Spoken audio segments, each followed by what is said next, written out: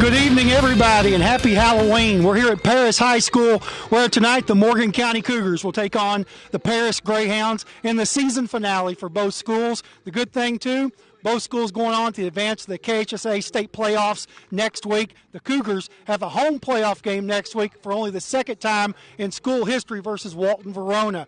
What we're going to do, we got head coach Mark Polo Easterling, sophomore Kevin Keaton, and junior Alex Lee joining color analyst Perry Allen. Coach, got to start off by saying first, one of the biggest upset wins at Morgan County in a long, long time. Talk about the highs of that game of beating West Carter, but also getting your football program and your team focused on the Paris Greyhounds tonight. Well, it don't take much to focus this bunch. They've got a little taste of winning, and they kind of like it. But last week, I was just proud of the way we fought through. Went down a couple scores early. Kids never got disgusted, stayed positive in the huddle, stayed positive within themselves, stuck to the game plan, and just pulled off a huge win. And it wasn't nothing really that we done. It was all them. It was those guys in the huddle, and I couldn't be more proud of a football team. Two of the big catalysts for Morgan County this season, sophomore running back Kevin Keaton. Kevin, you're closing in on 1,000 yards. You're averaging over 103 or 4 yards a game. Talk about a little bit about your offensive line that I've talked about a lot, giving you some of those holes, but talk about your toughness and just your desire to win, what it's meant to you to pull off that victory last week and going forward for you. Man, I love the game, and I love my brothers that I play with, and just blessed to be here. You like to run hard, is that correct? You like contact. Yes, sir. Put my head down and go. Right. Also, junior Alex Lee, he's one of the area's best tacklers, 115 tackles coming into tonight, having a stellar season, not only on the defensive side. Alex is doing it all on the offensive side as well, from receiving to running back kicks. Alex, talk about your leadership and also what it means to you to come out tonight. What are you looking to improve on and get ready next week against Walton Verona? And I'll pass it off to Perry. I feel like with leadership, I just want to get out there and set a good example, and I play hard every down just so I can set that example. And I just think to get better, I think we get out there, be aggressive, tackle, finish plays. That'll make us a better team going into the playoffs. Thanks, Alex. Appreciate it. Coach, I've got to disagree with you a little bit on the players did it all. Same as I've communicated last week coming off the field after the game with you. I think Coach Easterling had a great game plan, and I'm sure these guys would agree with that. You know, a heck of a game plan. One of the best I've seen on the offensive side of the ball and the defensive side of the ball to stay within their game, and so appreciative of that. I don't want that to be short-sighted in this. So what are the keys, Coach, to tonight's game? Like last week, we gotta keep them off the field. We want to grind it on offense. We've switched up a few little things on how they're going to adjust to us. We're probably going to see more of an even front. So our blocking scheme is changing just a little bit. We're going to try to double team at the point of attack and get this kid right here going early. And we really got to do a good job, stay in the front of the chains, as I've said all year, and just eating clock, keeping them on the sidelines. They're going to air it out. They're extremely fast. It's a little different than what we had last week with all the big, deep crossing routes and stuff. So we've adjusted our defense a little bit to that, but we just got to make plays, win the turnover battle, and just play hard and pound the rock, as we say. Yes, pound the rock. Thanks, Coach. Kevin, Coach talked about pounding it out. So last week was a 10-minute and 23-second drive, okay? Y'all started that drive, and I made the comment on the air, be nothing like a 12, 13-minute drive right here, which wasn't even 12, 13 minutes left on the clock. Shows you how smart I am, you know. But you all done a drive that was almost incredible in today's football world. Today's football world generally isn't built for long drives. It's quick scores.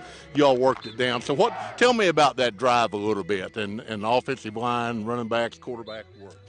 I think just our huddle, when it's positive, I think our O-line is just a lot more – they're more confident in themselves and what they're doing, and I just think we all played well.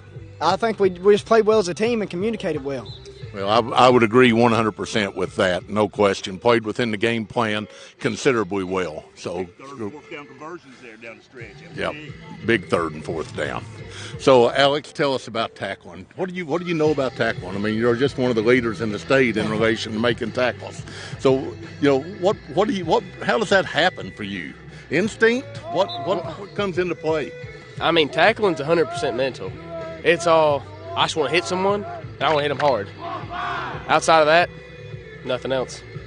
Good. Well, you go to the ball well. There's no question. I'll turn it back over to Chris Trusty, and Chris, you can wrap us up. All right, Perry, it's a big game here tonight, but also both teams looking for the playoffs next week. Walton Verona at home for us, for the Cougars. Paris will take on Frankfurt, I believe, in the first round playoffs for them. Guys, only one time in school history has Morgan County won a playoff game, and that was at Mercer County in 2004 under head coach Randy Wood, 21-14. It was a pretty good upset even back then. What would it mean for you guys to do something that never happened before? Not to look ahead past tonight's game, but we know how important is it putting yourself in that position after last week, knowing that you have a chance to do something that's never been done before. Is that something you think about a lot? Start with you, Kevin. Yeah, I really love the fact that we have the opportunity to do things, but we've had our ups and downs all through the season, and I think we've all just worked well to come back together and fix our team as brothers.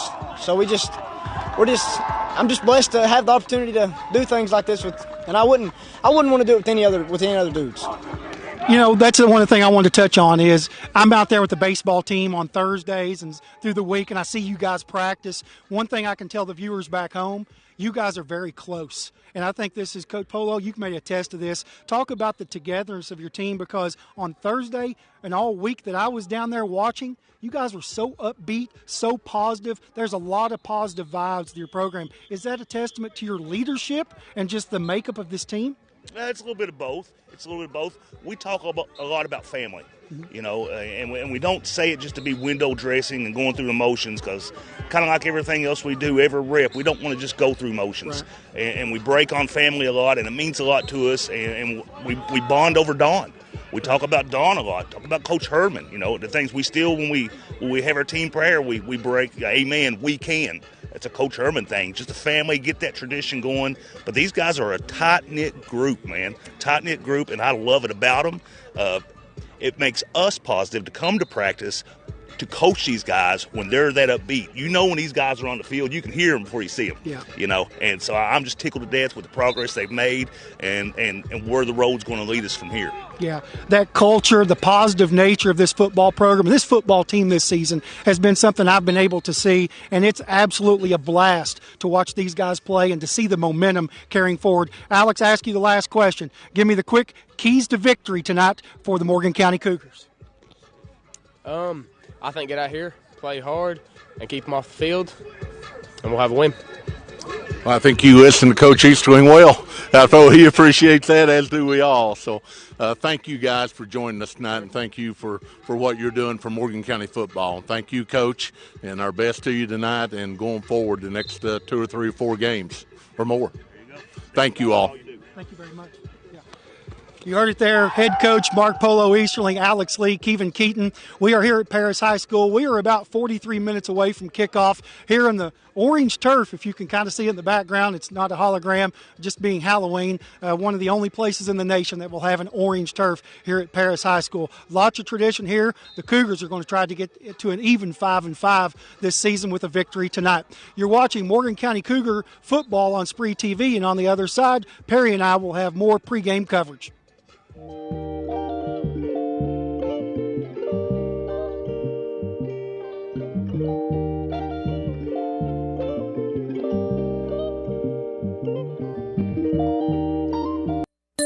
Hey, it's Kristen Mulcahy from Appalachian Wireless. One of the things that makes us the region's best network isn't just our coverage, it's that we're local. You'll find real people right here from home, ready to help you get the best deals on the latest devices. We hear the other carriers bragging about how they cover the middle of nowhere, but this isn't nowhere. All our roads lead to somewhere. So come home to Appalachian Wireless. Visit us at AppalachianWireless.com or in one of our many retail locations. Because we are you, we are Appalachian Wireless.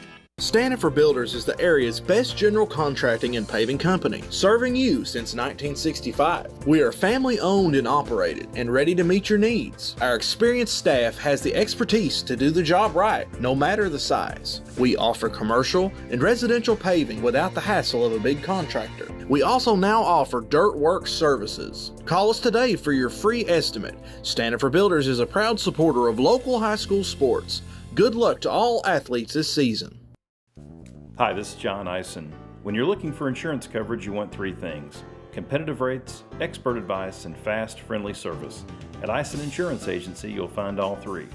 We are locally owned and operated, and all of our agents are licensed. We offer all types of insurance, from auto and home to business and farm, and even life insurance. Give us a try and you'll see why for over 45 years, so many of your friends, family, and neighbors trust Eisen Insurance to be their insurance agency. For nearly 50 years, Bank of the Mountains has served Morgan and the surrounding counties, working hard to provide our customers with friendly service and the financial products that make their lives easier. As a family-owned bank, we understand that relationships matter. We appreciate those who have chosen us to be their bank and invite those who haven't to stop by at any of our 3 locations, West Liberty, Index, or Ezel. Local people, local decisions, local commitment. Bank of the Mountains is proud to be a real community bank. Member FDIC, Equal Housing Lender. Hey, are you stuck with a carrier that doesn't get you? Yeah, we get it. So at Appalachian Wireless, switching is easy and way more rewarding. With our promotions, you can port your number, grab incredible savings, and enjoy a service that feels a little bit more like home. Plus, we've got the latest devices and a team that's here just for you. So why settle? Visit us online or stop by one of our many retail locations today to see why we're the region's best network. Because we are you, we are Appalachian Wireless. You can have full control of your network with MRTC Total Command. This feature enhances your internet experience right at your fingertips. Worry less about online threats with included virus protection. Choose the sites your children visit and limit their screen time with parental control features. Manage smart devices at the touch of a button. You get all this for just $9.95. Plus, we will upgrade your router at no extra cost. Now that's Wi-Fi Advantage.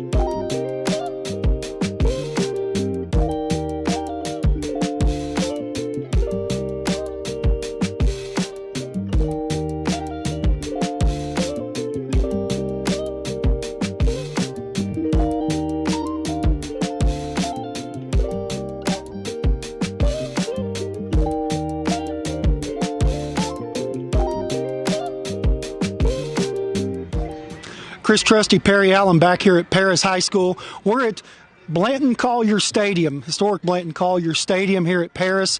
A lot of football and athletic history here at Paris High School.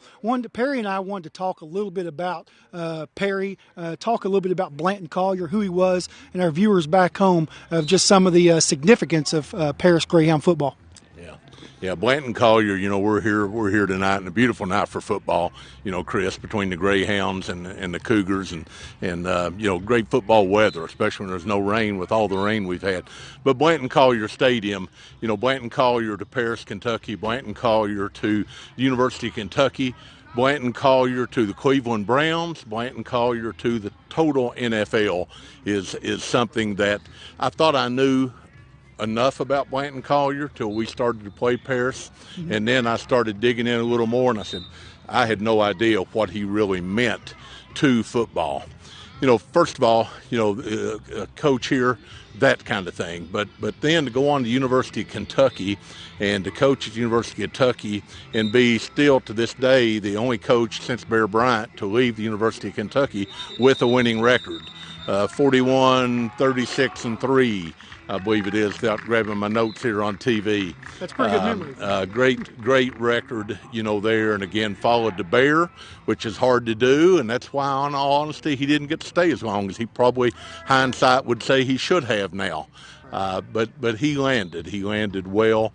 Went on to the Cleveland Browns, ended up becoming the head coach of the Cleveland Browns, and won the only championship the Cleveland Browns have ever won.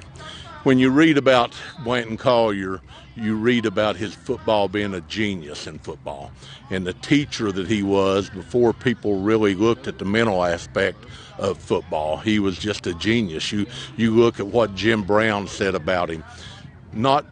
Jim Brown didn't talk about the football. For people that remember Jim Brown, I don't need to explain. For those that don't, he's still to this day one of the 5 best to ever play football, not just running back, but to ever play football.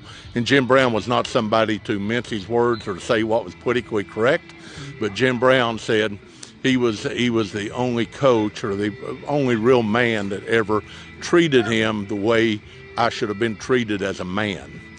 A lot of people treat him the right way as a football player, but he said, Blanton Collier treated me right as a man.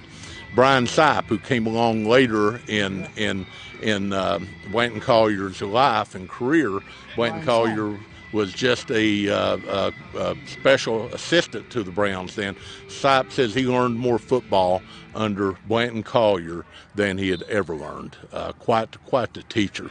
At UK, his assistants, Chris, were Chuck Knox of the Los Angeles Rams, head coach of the Los Angeles Rams. He was at Seattle. He at the Seahawks for a while, or Pittsburgh? Well, I don't know. He's done now, but back then, Don Shula, everybody knows Don Shula, with the Dolphins, my Baltimore coach prior to the Dolphins when they were the Baltimore Colts, and Bill Arnsparger, another local guy here from Paris, LSU. that LSU head coach, defensive coordinator for the Dolphins, team that went undefeated in NFL, still the only team that went undefeated in NFL. 72 Dolphins. I'm trying to think another assistant, but that was also the time, that Lou Michaels played at Kentucky. Howard Snellenberger, played for him and also assistant coach for him. Howard Snellenberger went on to the Miami Hurricanes in Florida. He made them what they are or were. Went on to, coach at Louisville and made them really, turned them into where they could play football. Prior to that, their level of football wasn't much, but what Howard Snellenberger done there. So it all started here. It all started here for Blanton Collier, and then went on to him joining the military and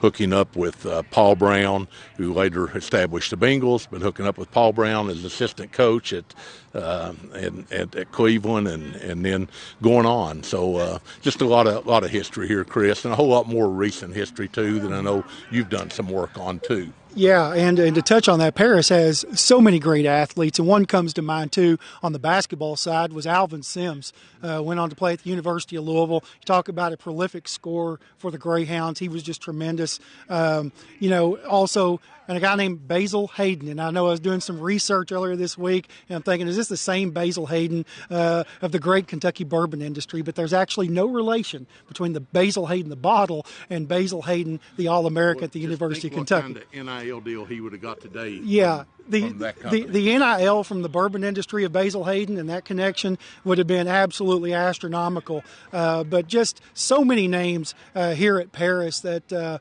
just contributed so much to the athletics here at Paris, Bourbon County, but also University of Kentucky professionally and beyond. We want people back home to know that, man, there's a lot of history here, and Morgan County is playing on a new turf field, but in a place and a school that has a lot of rich tradition here in the Paris community. And their community, if you can kind of pan out, you can kind of see, they got the tent set up here, tailgaters and things like that. that's what we're trying to establish in Morgan County maybe next week when we get to the playoffs. So we're about 30 minutes away. Perry, what do you think before we go on to break? Yeah, we're about ready to take a break. Also want to thank Bill Alverson. Yeah. Bill Alverson here in Paris, Kentucky, is second, I would say, to Blanton Collier in being Mr. Football for Bourbon County. He helped get us in here to do TV, along with obviously Mountain Rural and SpreeTV. So appreciate Bill Alverson and the work he done. He's helped fund the field house here. When I say fund it, work on it, raise money for it, along with the turf field and all. So great job to him. And Morgan County's had a long history of people stepping up and helping. I've went over earlier in the year friends of the program, and that's such a special group of people. So many of them had kids that played, and so many of them had nobody that played, but they wanted to help and be a part of establishing something. So, that continues, and hopefully that can continue to grow. But big night here, with the Cougars and Greyhounds, and the Cougars coming off a 2-game win streak, which is huge. Home game next Friday night against Walton Verona, at home, obviously, and hopefully a big turnout there. A lot of tailgating going on, and help these Cougars get a home win for first home playoff win history, as you said earlier. So look forward to tonight. Can't wait. Perry, we're going to take a break. When we come back, we'll have more to come, pregame show with Morgan County football, more to talk about. We've got to look at this matchup, not only with the Paris Greyhounds, the keys to victory for Morgan County tonight, but kind of look beyond that too. So we wanted to give you a little history, the background of the Paris Greyhounds, what Morgan County is going up against tonight. So we are about, I think, 31 minutes from football here at Paris High School. On the other side of the break, you're going to have more Cougar football. You are watching Cougar football on SpreeTV.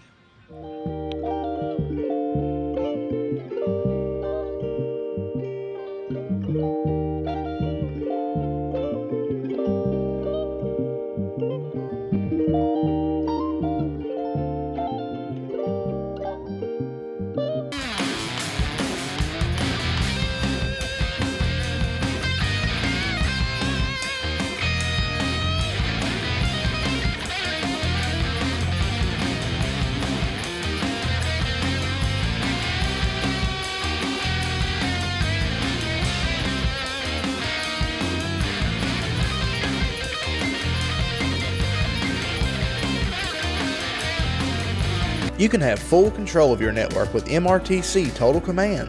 This feature enhances your internet experience right at your fingertips. Worry less about online threats with included virus protection. Choose the sites your children visit and limit their screen time with parental control features. Manage smart devices at the touch of a button. You get all this for just $9.95. Plus, we will upgrade your router at no extra cost. Now that's Wi-Fi Advantage.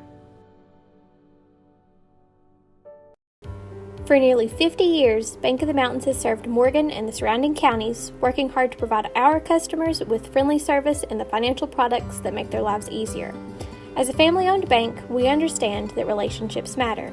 We appreciate those who have chosen us to be their bank and invite those who haven't to stop by at any of our 3 locations, West Liberty, Index, or Ezel. Local people, local decisions, local commitment. Bank of the Mountains is proud to be a real community bank. Member FDIC, Equal Housing Lender. Stanford Builders is the area's best general contracting and paving company, serving you since 1965. We are family owned and operated and ready to meet your needs. Our experienced staff has the expertise to do the job right, no matter the size. We offer commercial and residential paving without the hassle of a big contractor. We also now offer dirt work services. Call us today for your free estimate. Stanford Builders is a proud supporter of local high school sports. Good luck to all athletes this season. Hi, I'm Brock Littrell, President of Commercial Bank of West Liberty. For more than 100 years, we prided ourselves on treating our customers like family. The technologies we offer afford you the ability to bank with us from anywhere. Hi, I'm Angie Pendergrass. I'm the CFO of Commercial Bank, and we are constantly looking for new technologies to improve our efficiencies and our bottom line, but more importantly, it allows us to spend more time with our customers. Hi, I'm Howard Elam, CEO of Commercial Bank. I'd like to thank you for trusting us with your banking needs. Hi, this is John Eisen. When you're looking for insurance coverage, you want 3 things: competitive rates, expert advice, and fast, friendly service. At Eisen Insurance Agency, you'll find all 3. We are locally owned and operated, and all of our agents are licensed. We offer all types of insurance, from auto and home to business and farm, and even life insurance. Give us a try and you'll see why for over 45 years, so many of your friends, family, and neighbors trust Ison Insurance to be their insurance agency. Hey, are you stuck with a carrier that doesn't get you? Yeah, we get it. So at Appalachian Wireless, switching is easy and way more rewarding. With our promotions, you can port your number, grab incredible savings, and enjoy a service that feels a little bit more like home. Plus, we've got the latest devices and a team that's here just for you. So why settle? Visit us online or stop by one of our many retail locations today to see why we're the region's best network. Because we are you, we are Appalachian Wireless.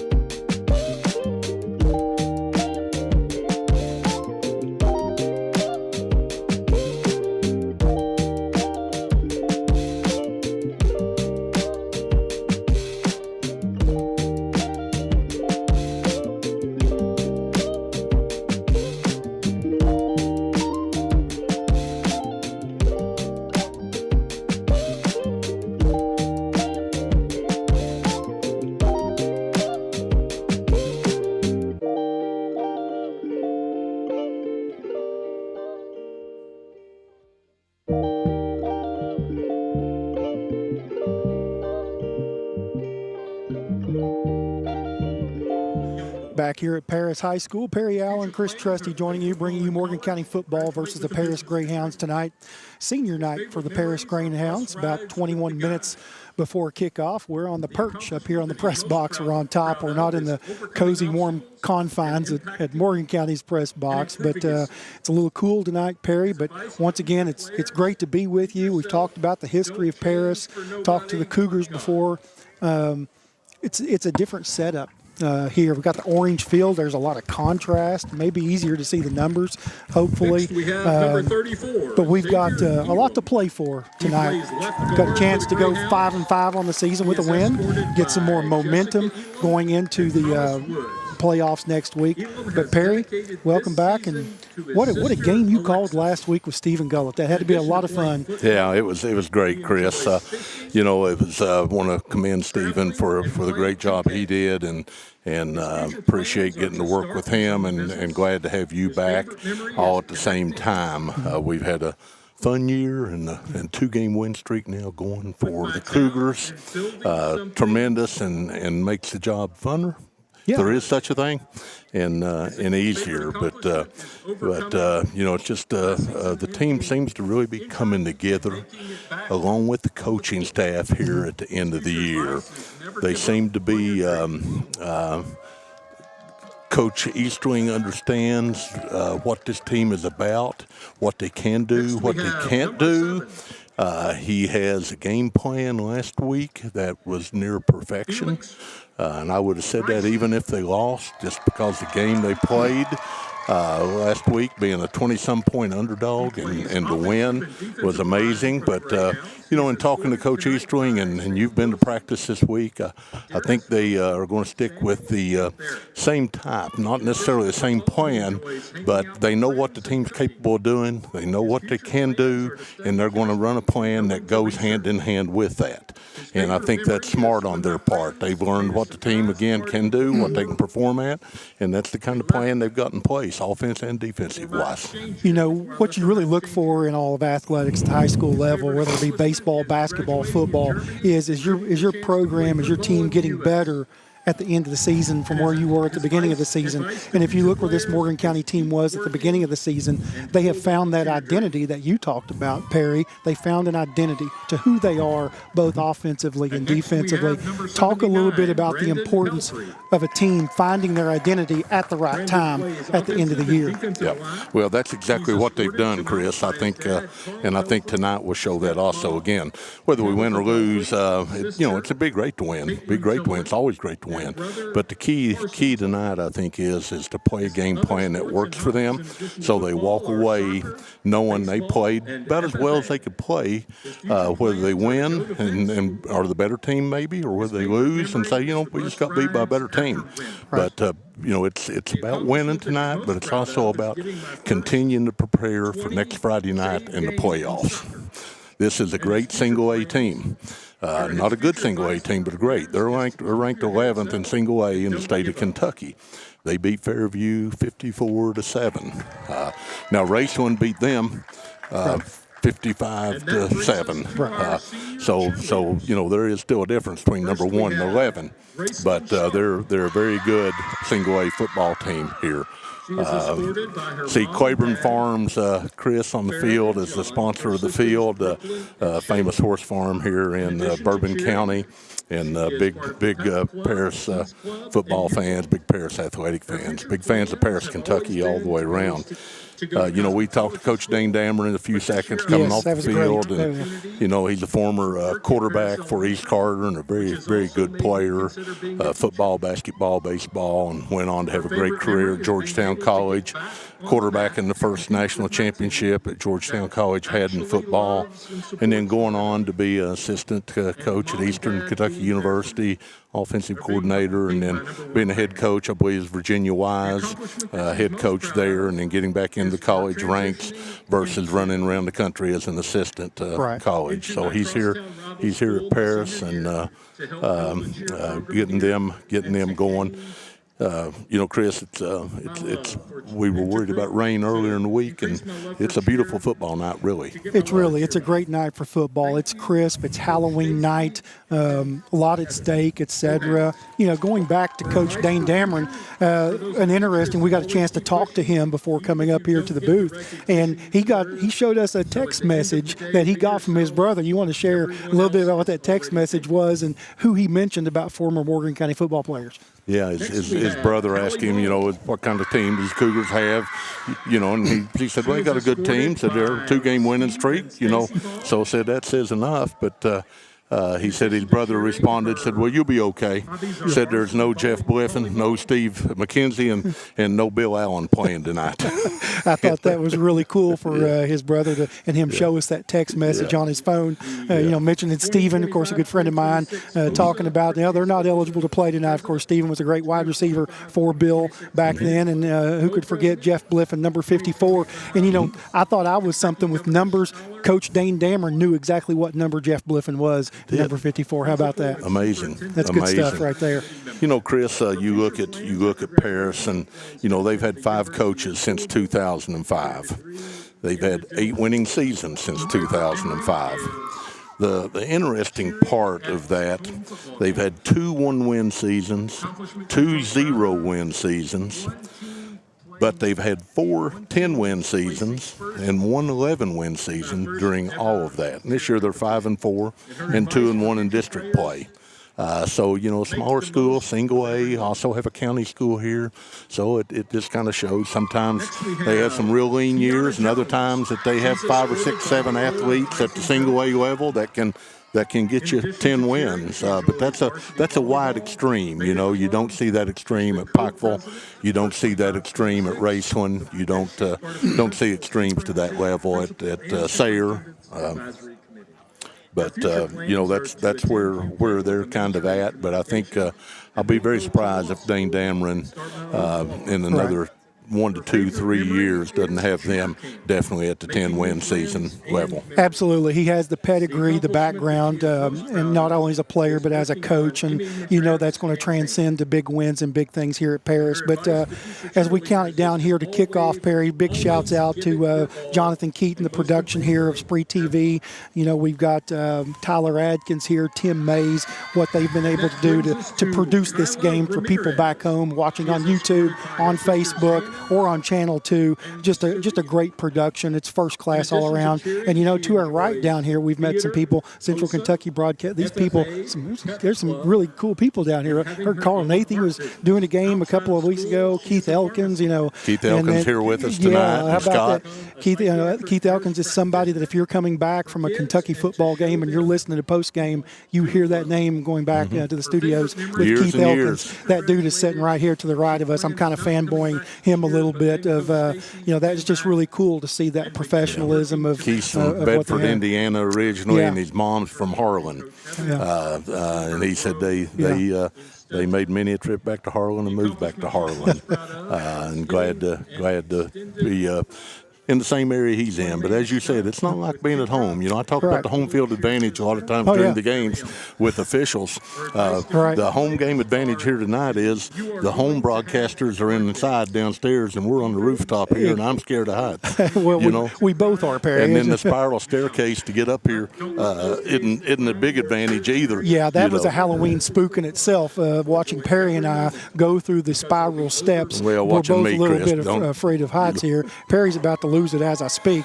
But as we watch the Cougars warm up there, you get to look at Alex Lee, one of the state's leading tacklers, 115 tackles on the season. The junior is just having a monster year. He's everywhere a play is need to be made. Alex Lee is there to make the play. He's a hard hitter.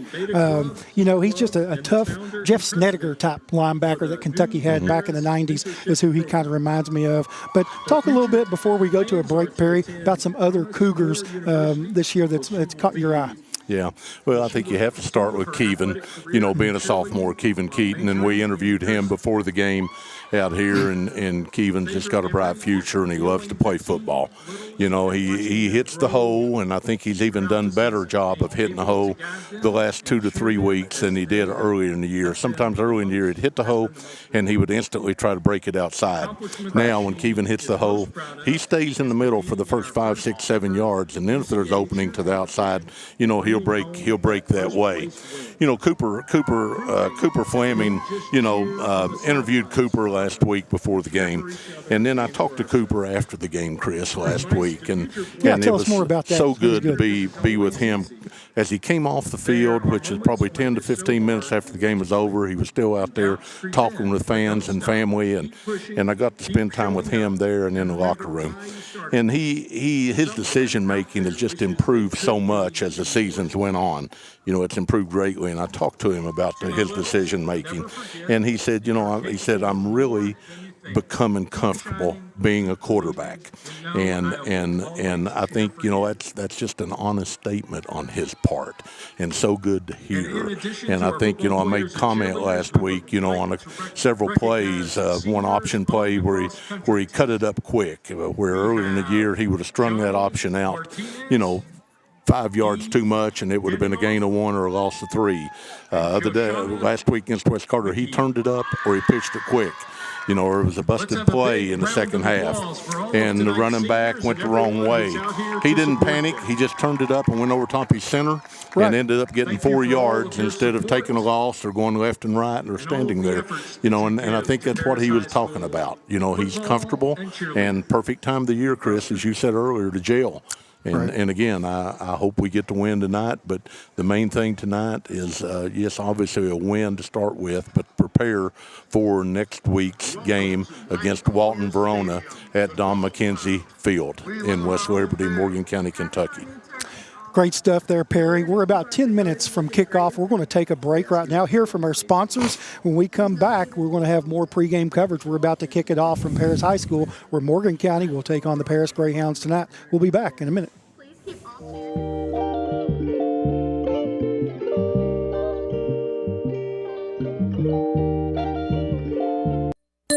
Hey, it's Kristen Mulcahy from Appalachian Wireless. One of the things that makes us the region's best network isn't just our coverage, it's that we're local. You'll find real people right here from home, ready to help you get the best deals on the latest devices. We hear the other carriers bragging about how they cover the middle of nowhere, but this isn't nowhere. All our roads lead to somewhere. So come home to Appalachian Wireless. Visit us at AppalachianWireless.com or in one of our many retail locations. Because we are you, we are Appalachian Wireless.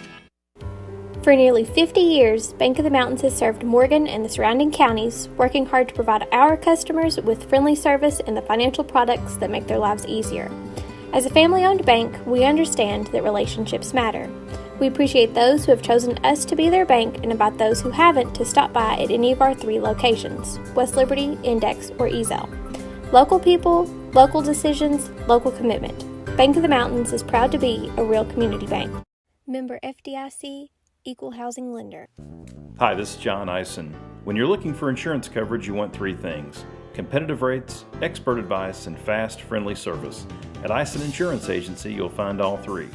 We are locally owned and operated, and all of our agents are licensed. We offer all types of insurance, from auto and home to business and farm, and even life insurance. Give us a try and you'll see why for over 45 years, so many of your friends, family, and neighbors trust Eisen Insurance to be their insurance agency. Standard for Builders is the area's best general contracting and paving company, serving you since 1965. We are family owned and operated and ready to meet your needs. Our experienced staff has the expertise to do the job right, no matter the size. We offer commercial and residential paving without the hassle of a big contractor. We also now offer dirt work services. Call us today for your free estimate. Standard for Builders is a proud supporter of local high school sports. Good luck to all athletes this season. Hi, I'm Brock Littrell, President of Commercial Bank of West Liberty. For more than 100 years, we prided ourselves on treating our customers like family. The technologies we offer afford you the ability to bank with us from anywhere. Hi, I'm Angie Pendergrass. I'm the CFO of Commercial Bank, and we are constantly looking for new technologies to improve our efficiencies and our bottom line, but more importantly, it allows us to spend more time with our customers. Hi, I'm Howard Elam, CEO of Commercial Bank. I'd like to thank you for trusting us with your banking needs. Welcome back. Happy Halloween, Perry, here at Paris High School. Is it going to be trick or treat tonight for Morgan County? Chris, we had a good dinner tonight over at Trackside Restaurant here in Paris, didn't we? That was a treat. Let's talk about that. Yeah, that was wonderful. Let's talk about that a little bit. You know, we're always so serious on this call, on this show. Not, I guess, but Trackside's a place I've been to a few times, and you know, obviously there's plenty of places to eat in Lexington, but coming this way, you want to eat locally, same as hopefully Walton Verona fans will want to do next week when they're in Morgan County and West Liberty. They'll put some money into that community, our community back home, you know, for that too. Going to have the national anthem, I believe. Yeah, we'll pause right now. We'll have the Paris High School marching band do the national anthem, and then we'll pick it up at the conclusion.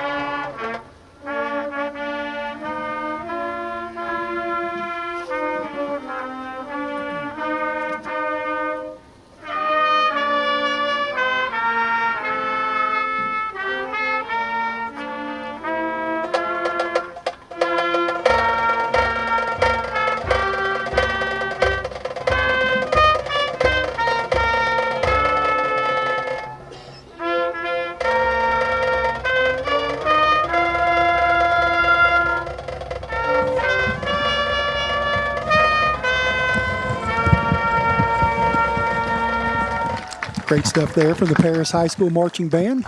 Perry, talk more a little bit about Trackside. Yeah, Trackside tonight, restaurant here in Paris, Kentucky, obviously right on the railroad tracks, being Trackside, fixed up beautifully. I've been there a few times over the years, and Chris, I had some fried chicken, which isn't out of the ordinary for me, and green beans and a salad, which may be a little bit out of the ordinary there, not having any type of carb in that, but I could stand a lot of those days.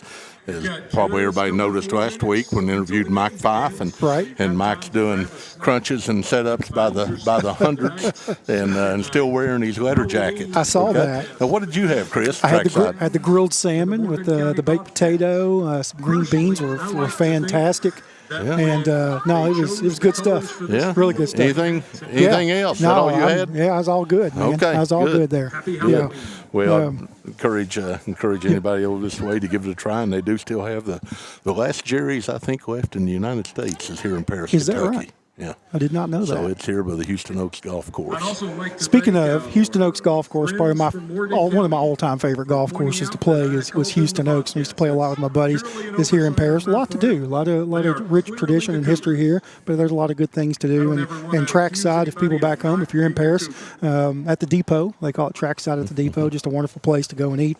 Talk about the game a little bit, Perry. Here about 3 minutes to go. Yeah, Chris. One of the things I want to share though too, I want to talk about later in the game, not right now though, is the Morgan County football connection to Paris Greyhounds, and we have a very good connection there between back in the day between Morgan County and Paris football. And if anybody can guess who that is out there, feel free to shoot me a text, 859-361-9786, 859-361-9786. Elvis Trusty may know that.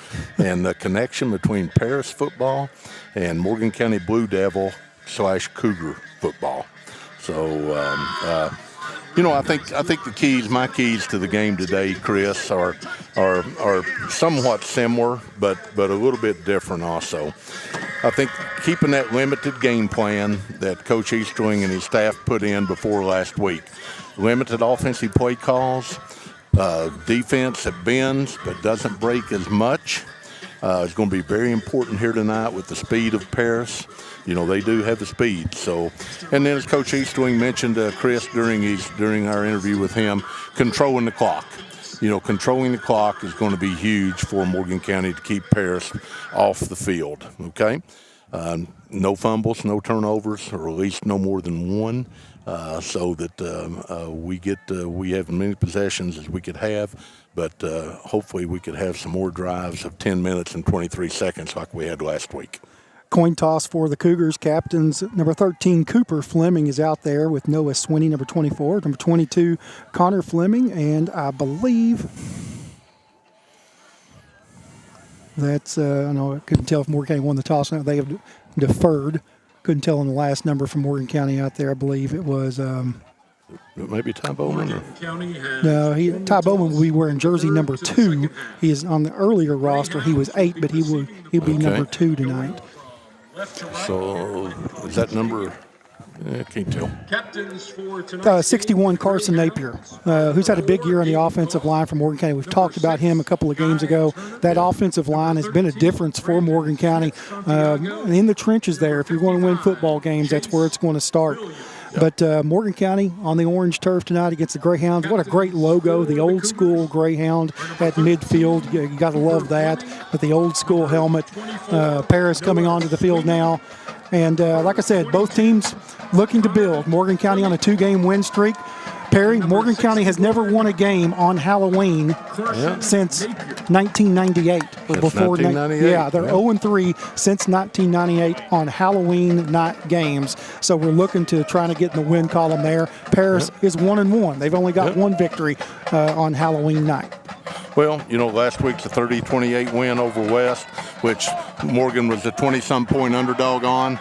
So what better way to do it tonight? 2-game win streak versus Jackson County and West Carter. Let's make it a 3-game win streak.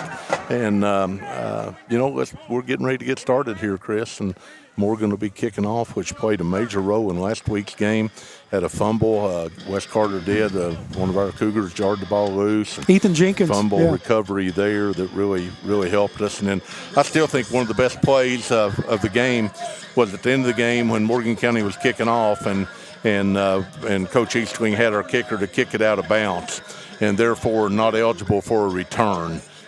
West Carter could not use their athleticism to get a return on that last kickoff and no chance there of a run back. And I still think that was a big play. Junior Arnett is set to kick it for Morgan County. Back deep for Paris will be Guy Turner, and I believe Bryson Francis are back deep for the Greyhounds. Junior Arnett, he's got it teed up, ready to kick it off. We are underway at Paris High School. Kick's going to bounce out of bounds. That's going to be a penalty. Trying to keep it away, I'm sure, of the playmakers. Quarterback number 6, Guy Turner. He's a prolific athlete. He can run it. He likes to sprint out. He'll keep it. A kid named Razamadi Bell, number 5, to keep your eye out on, as well as their favorite receiver, Brandon Smith Santiago, who also has, I believe, a brother that plays number 57. He's a beast on the defensive side. Smith Santiago to keep an eye on for the Paris Greyhounds. That's where Paris will start it. Here to start the game, they'll be 1st and 10 from their own 35-yard line. Want to spread them out. Traditional shotgun look for Paris, like they've been in most of the year. Turner, the quarterback. He's going to leave it off, I believe, with Bell. Cougars did a nice job. Jace Adkins in on it, along with, of course, Alex Lee is always going to be in on the mix there for the Cougars. Connor Fleming as well, host of Cougars. Yeah, I was looking for the chains, Chris, and all I saw was the down marker, not the chains, and they're finally getting them in place on the field here. They are. They're a little bit late. They'll hold up here a few minutes and they must have been at trackside having a little late dinner. Yeah, they must have had some drinks at trackside. They may have had a Manhattan or two at trackside. Or 4. We got some big games going on tonight, Chris. We got Boyle County versus Frederick Douglass. Boyle 8-1, Frederick Douglass 6-3. Pulaski County 7-2 versus Dudley Hitton's Bell County 9-0. So big games. Manual and Mail, one of the biggest games, first played in 1929.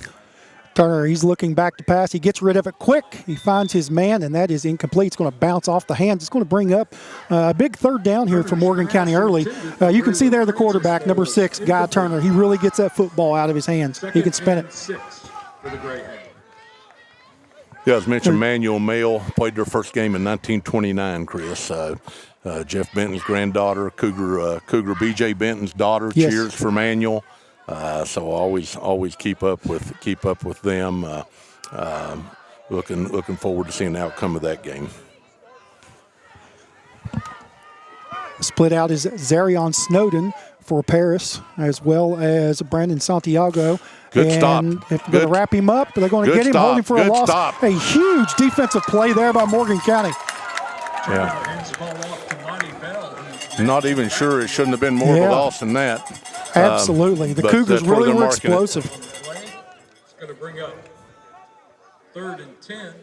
I thought it was 4th. Number 21. The first play, 4th and 10. It should be 4th. It should be 4th down. It is on the down marker. Yeah. So, it'd be interesting to see here. Paris, I would think for sure they would punt on their own 36-yard line, but you never know. Maybe it's going to be a quick kick. Probably he's trying not to draw very off far sides. back if he is. Well, they're going to draw us a long They're going to go. way. He's going to pitch. Maybe a throwback. He's going to kick it. Yeah. Little Australian rules football. Gets off a great kick. That thing's going to check up. He probably should have let it roll. That thing was going to get some more yardage, but it's downed at the 25-yard line where Morgan County will take off. Really good defensive stand there, Perry, for Morgan County. You got to love the start if you're Coach Easterling. It was a good start for sure. Shooting some gaps there, similar to last week, and I think that should be important to the Cougars to show Chris theirself that if there's any doubt that they can play with Paris. Yes, it's early, one drive, but defensive stands build off drives, one drive, limited drive. Cooper Fleming opens at quarterback for Morgan County. He looks to go maybe under center here to start. Kevin Keaton in the backfield. Sweeney in motion. He's going to hand it off, and there is going to be nothing there as Kevin Keaton is stopped at the line of scrimmage for no gain. Yeah, good defensive play, there, Chris, by Brajan Santiago there. Strong. Looks like they've got some strong interior defensive linemen. Coach Easterling's talking about their defensive ends, and you were too earlier when you and I were having dinner, but their interior defensive line looks pretty powerful. But, again, we got a game plan and got to stick with that. He's going to leave it off with Keaton. He maybe gets a yard or maybe a yard and a half if they give him the forward progress. It'd be interesting. Yep. That's going to bring up 3rd down. Morgan County does. You want to eat the clock. You want to get it down the football field. You need to really pick up a 1st down here if you can on this possession. Yeah, first and 2nd down is important to Morgan County. They're not a traditional throwing team. It's important to get 3 to 4 yards on 1st and 2nd down and have the 3rd and 2, the 3rd and 4, no more in the 3rd and 5. And here we are, essentially in a 3rd and 10 here, 3rd and 9. I look for a handoff again, and they did. And he breaks the tackle, scoots out across the 32 before he's cut down around the 32-yard line. But a pretty good pickup there off tackle. Yeah, good 5-6 yard run by Kevin, good hole. So again, Morgan will punt the ball here, but gives them a little room there, and also proved our offensive linemen that we can open holes, and proved the coaching staff maybe here's the side we work on, against Paris. You definitely don't want to kick this football to Smith Santiago. This kid has 2 interceptions on the season. They're both pick sixes. He can scoot on the kickoffs too. So anytime he has the ball in his hands, good punt. Lay on it. If it touched him, you can pick that up. Good punt. But they wanted to stay away from him. So a good game plan, special teams-wise, to stay away from number 13 of Paris. About a 30-yard punt for Morgan County. They'll be starting on, the 41, Chris? Paris will with the ball. Yeah, they'll have 1st and 10 at their own 41. There's, I believe, 8 minutes, 32 seconds left here in the first period. Morgan County had a really good defensive series last time, especially on the 3rd down, tackle for loss. That's what you like to see. And one of my notes tonight was yards after catch or yards after contact. Can we wrap people up and keep them from getting that yards after contact and to get the initial, especially defensively? You want to be able to wrap up and take guys down. 1st and 10 for Paris. Turner's going to give it off. And Bell's got a big hole. He's across the 45, the 40 of Morgan County, the 35, the 30. He's going to take it all the way in for a touchdown for Paris. Nobody's getting Monty Bell tonight. That is going to be a 59-yard touchdown run. And once he got through that first seam, Perry, it was pretty much lights out. Yeah, that's the fear with a team like Paris is getting around the end, but this time is up the middle, but he broke out to the side at the right time, Chris, coming down towards the town of Paris on the field here, and wasn't no catching the kid at that point. That's a kid watching them on film myself. Some this week. Monty Bell was somebody that's like, this kid is very explosive. He's probably going to play somewhere at the next level after high school here at Paris. That was an explosive run. That's something the Cougars, obviously, you want to stay away from. You want the team to methodically move the football down the field. Paris leads at 6-0. They're going to line up, looks like, for a 2-point conversion here. Direct snap.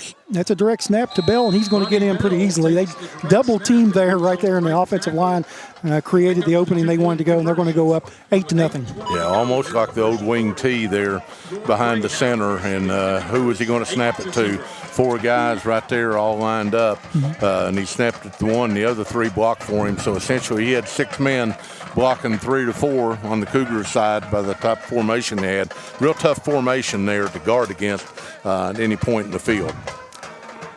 It's going to be containment. They have several explosive playmakers, not just Monty Bell, but also I talked earlier about Santiago, Zarion Snowden, 23. They've got multiple players that can make plays, and Guy Turner, not only can he throw it, but he can run it too. Real important, though, Perry. Talk about what Morgan County's trying to build, not only tonight, but for next week against Walton Verona. Yeah, I think again, as I mentioned, that's the key here tonight.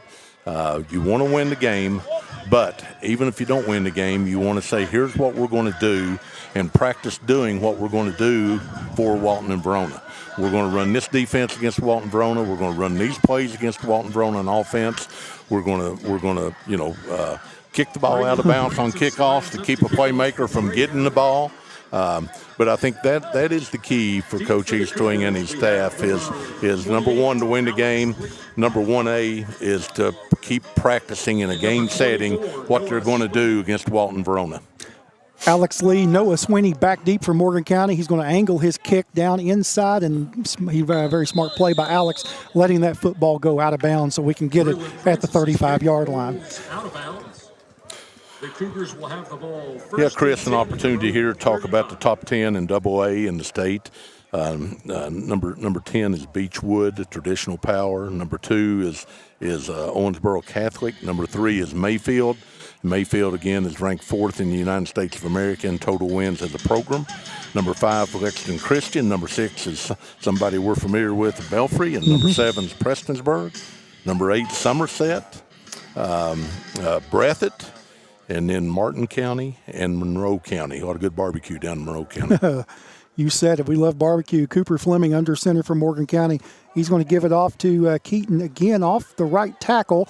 Morgan County looking to try to establish some things early off the right side, maybe their strong side, running side, maybe look to counter something back, maybe bootleg something later on with Cooper with a lot of that action or eye candy from Morgan County.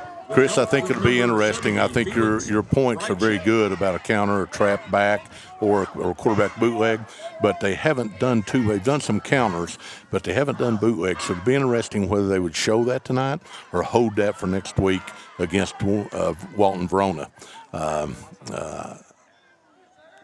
Fleming we've got a man around. It's Connor Fleming, and he's going to be dragged down for a loss. Number 57 again, Chris. And 57, that's going to be Smith Santiago again, I assume the brother of number 13, Brandon Santiago. Brazian Smith Santiago. I watched this kid on film. He is really, really good. They're very explosive and athletic up front for Paris. 53, 55, very good. 57. Good-looking athletes. You can see it at home. 4, Aiden Goff, defensive end. They've got some defensive linemen. They got some defensive linemen for sure. 3rd and 13 for Morgan County. Fleming under center. He's going to keep it himself. Nice little gain. He gets walloped at about the 35-yard line, and the ball may have come loose on that hit. He was jarred pretty well. I don't know if they call that he's down or not. I would think that's down. Yeah. That was a good play call right there, I believe, Coach Eastling right there. Good gain of what, Chris? 4? Yeah, 4 or 5. It sets up your 4th and long. You're going to punt the football, but it's about field possession. You want to get this football down the field, maybe roll a little bit, try to pin Paris back. Yeah, again, we're not a passing team, traditional passing team. We're some short passes out of the backfield. We moved on sides there, a little legal procedure there, so back us up 5 yards. So that negates the good little quarterback keeper there by Cooper Fleming. He's going to do it all. He's going to drop back and punt formation for Morgan County like he's done all year. He's intercepted a pass or 2 this year, Chris. Yeah, I want to talk about that. Morgan County has 8 interceptions this year, which is actually the most since 2014. In 11 years, Cooper Fleming has 4 of those. Yeah, strong. 4 interceptions in a year. Good protection, good punt, good roll. About a 30-yard punt. Pretty good field position, though, for Paris. Yeah. It's going to be around midfield where they're going to take over 1st and 10 from their own 47. You know, Chris, I fixed something this week I've never cooked before, never prepared. And yes, I did play a major role in it when it comes to the meats. My wife's a great cook in a lot of ways, along with a tremendous baker, and just loves to try different recipes. But I've done flank steak for the first time this week. And, how was that? In wraps. And, flank steak's a very, very lean meat, tough meat, but used the limes to break it down and marinate with some other seasonings, and very good this week. Guy Turner, great-looking quarterback here for Paris. He's going to swing it out to Monty Bell, and he's got some room. He's across the 50. He's in Morgan County territory, and he is brought down by Alex Lee, but he's in Morgan County territory. Good enough for the first down inside the 40. I've seen Paris do this a lot all year. They love to swing that ball out into the flat, get their playmakers out into space versus some linebackers where they definitely have some mismatches. Yeah, got a one-on-one, and most high school players one-on-one, it's a win. Whoever you are, but smart use of these players by Coach Dameron. To speak of Dane Dameron, the pedigree of this guy as a head football coach, he's been everywhere, knows what he's doing. He's got a great resume coming here to Paris. We got Smith Santiago motion, and it's going to be a keeper, number 3, Dexter Leverett, and he is brought down inside the 15-yard line, but that's not after another first down. Quick little handoff. Yeah. Had some eye candy going with Smith Santiago, was able to hand it off to number, I believe that was Leverett, number 3, Dexter Leverett. First down. Paris will have it 1st and 10 at the Cougar 24-yard line. Yeah, we need a fumble, Chris. Need a turnover. We need a break or 2, and we got to create those. They don't come gifted. Brett Potter on the touchdown-saving tackle for Morgan County. Turner looks, he fires a strike, and that's going to be a hook and ladder. It's going to be perfectly executed to Smith Santiago. Great hands. You saw that kind of being set up, Perry, but he made a great catch, but even a better pitch on the hook and ladder. You don't see that play called very often in the red zone. Yeah, great play. No fooling Alex Lee, though. Alex Lee, one of the leading tacklers in the state, and he finished the kid off. Wasn't going to get past Alex Lee. Number 28, Alex Lee.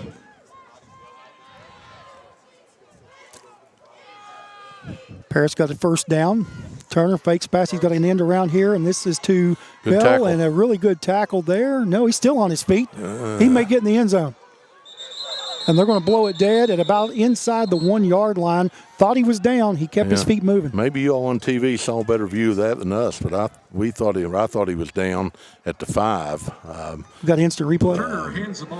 But it John is got good. a kick out of that. Jonathan Keaton's done a great job providing us monitors here, so we can sometimes watch. But this is an easy field to watch the numbers on, watch the game on. When I say that. That orange is a little too close to Tennessee's for me, but it is a beautiful facility for Paris to have, for anybody to have.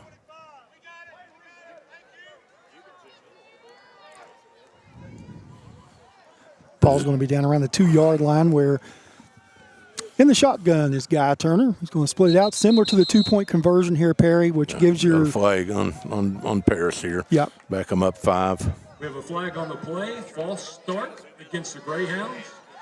Let's back it up 5 yards. 2nd and goal from the 7. I'm all in favor of that. 4:45 left here in the first period. Paris is threatening there at the Cougar 7-yard line, leading 8-0. Yeah, big opportunity here, the second and 8 for the Cougars. This is the big down right here. Get them into a long 3rd down. Travion Mizell in the backfield. Turner back to pass. He's going to throw a fade to the corner, and that is caught in the back corner of the end zone. Pass complete in the end zone to number 23, Zarian Snowden. Zarian Snowden on a touchdown reception. Just threw it up there, let his athlete go get it. Perfect pass, and threw it up high enough where only his receiver could get the ball, and that's what happened. Wasn't bad coverage. Coverage was there. It's just a perfect offensive play, make it 14-0 for Paris. And they won that play, won that possession, no question. The Greyhounds once again will line up and go for 2. 2-point conversion here attempt for Paris. What if they'll do similar to what they did last time? Very well could, like you talked about, Perry. Makes the defense think, who's getting the football here? Yeah, it's tough to guard this. And he's looking to pass or in pass option, and that is going to be complete. Yeah. Number 13, that's Smith Santiago connects. He takes a direct snap. I think he throws it to Zarion Snowden, maybe number 23, maybe have been on that catch, or Guy Turner. That's the quarterback. He flipped the script there. It's all 4 of them were essentially playing quarterback, weren't they? They all looked like they were playing quarterback, right. And that's what I was saying. It's hard to guard. A little bit of a disappointing crowd here for Paris tonight on the final regular season game, and especially a beautiful football night. But they do have fans that sit around the field that aren't in the stands too, but still somewhat disappointing compared to what Morgan County's used to at Don McKenzie Field in support of the Cougars. This concludes the regular season for Morgan County. Of course, we've talked about it at length. We'll talk about it more because we want as many fans as possible there next week at Don McKenzie Field for only the second playoff game to be played at home at Morgan County next week in the KHSAA state playoffs versus Walton Verona. The kick by Paris is going to sail out of bounds again. Same spot. Both teams love to kick the football out of bounds. Yeah. Paris very similar to the Cougars. Paris dressing about 30 players. They have 8 juniors, 8 seniors, on the roster. So, have for single A school, double A school, good number coming back next year and losing a good number there too. The way it should be. If you can have, 8 to 13 seniors at the single A, double A level each year, you've probably going to have a pretty good football team, and that's where I think Morgan County, hopefully is getting to also. Cooper Fleming, Perry, we've been under center most of the night offensively. He's going to hand it off there to Keaton, and he is going to be met at the line of scrimmage. Going to be a face mask, maybe. Yeah, flag comes in late from the referee. The ball off up the middle to Keevan Keaton. We have a short gain, but we also have a flag on the play. Paris been walking a lot of their linebackers up, Paris. Is this maybe a good time to try to catch that defense, get somebody behind in the seam, going up the seam down the middle of the field? Do you think we can do some play action and find somebody behind the linebackers and create some space for these Cougars? Chris, I think that's a question that Polo's got to ask himself, okay? Mm-hmm. Is that something I want to do this week? Or next? Or is that something I want to do next week? And I think that's the position he's in. And I think, as the game goes on, he'll do less and less of what will be on film for Walton Verona to see. But again, I like that he's sticking with his game plan and practicing what they're going to do against Handoff given to good hold, Connor good Fleming. turn up. And good the job. senior takes it down. First down, Chris. First down of the night. That's Connor Fleming. 7-yard, 6-yard gain. nice hole, and he turned it up. Where early in the year, you know, he would have stretched that out and tried to outrun a few kids around the side.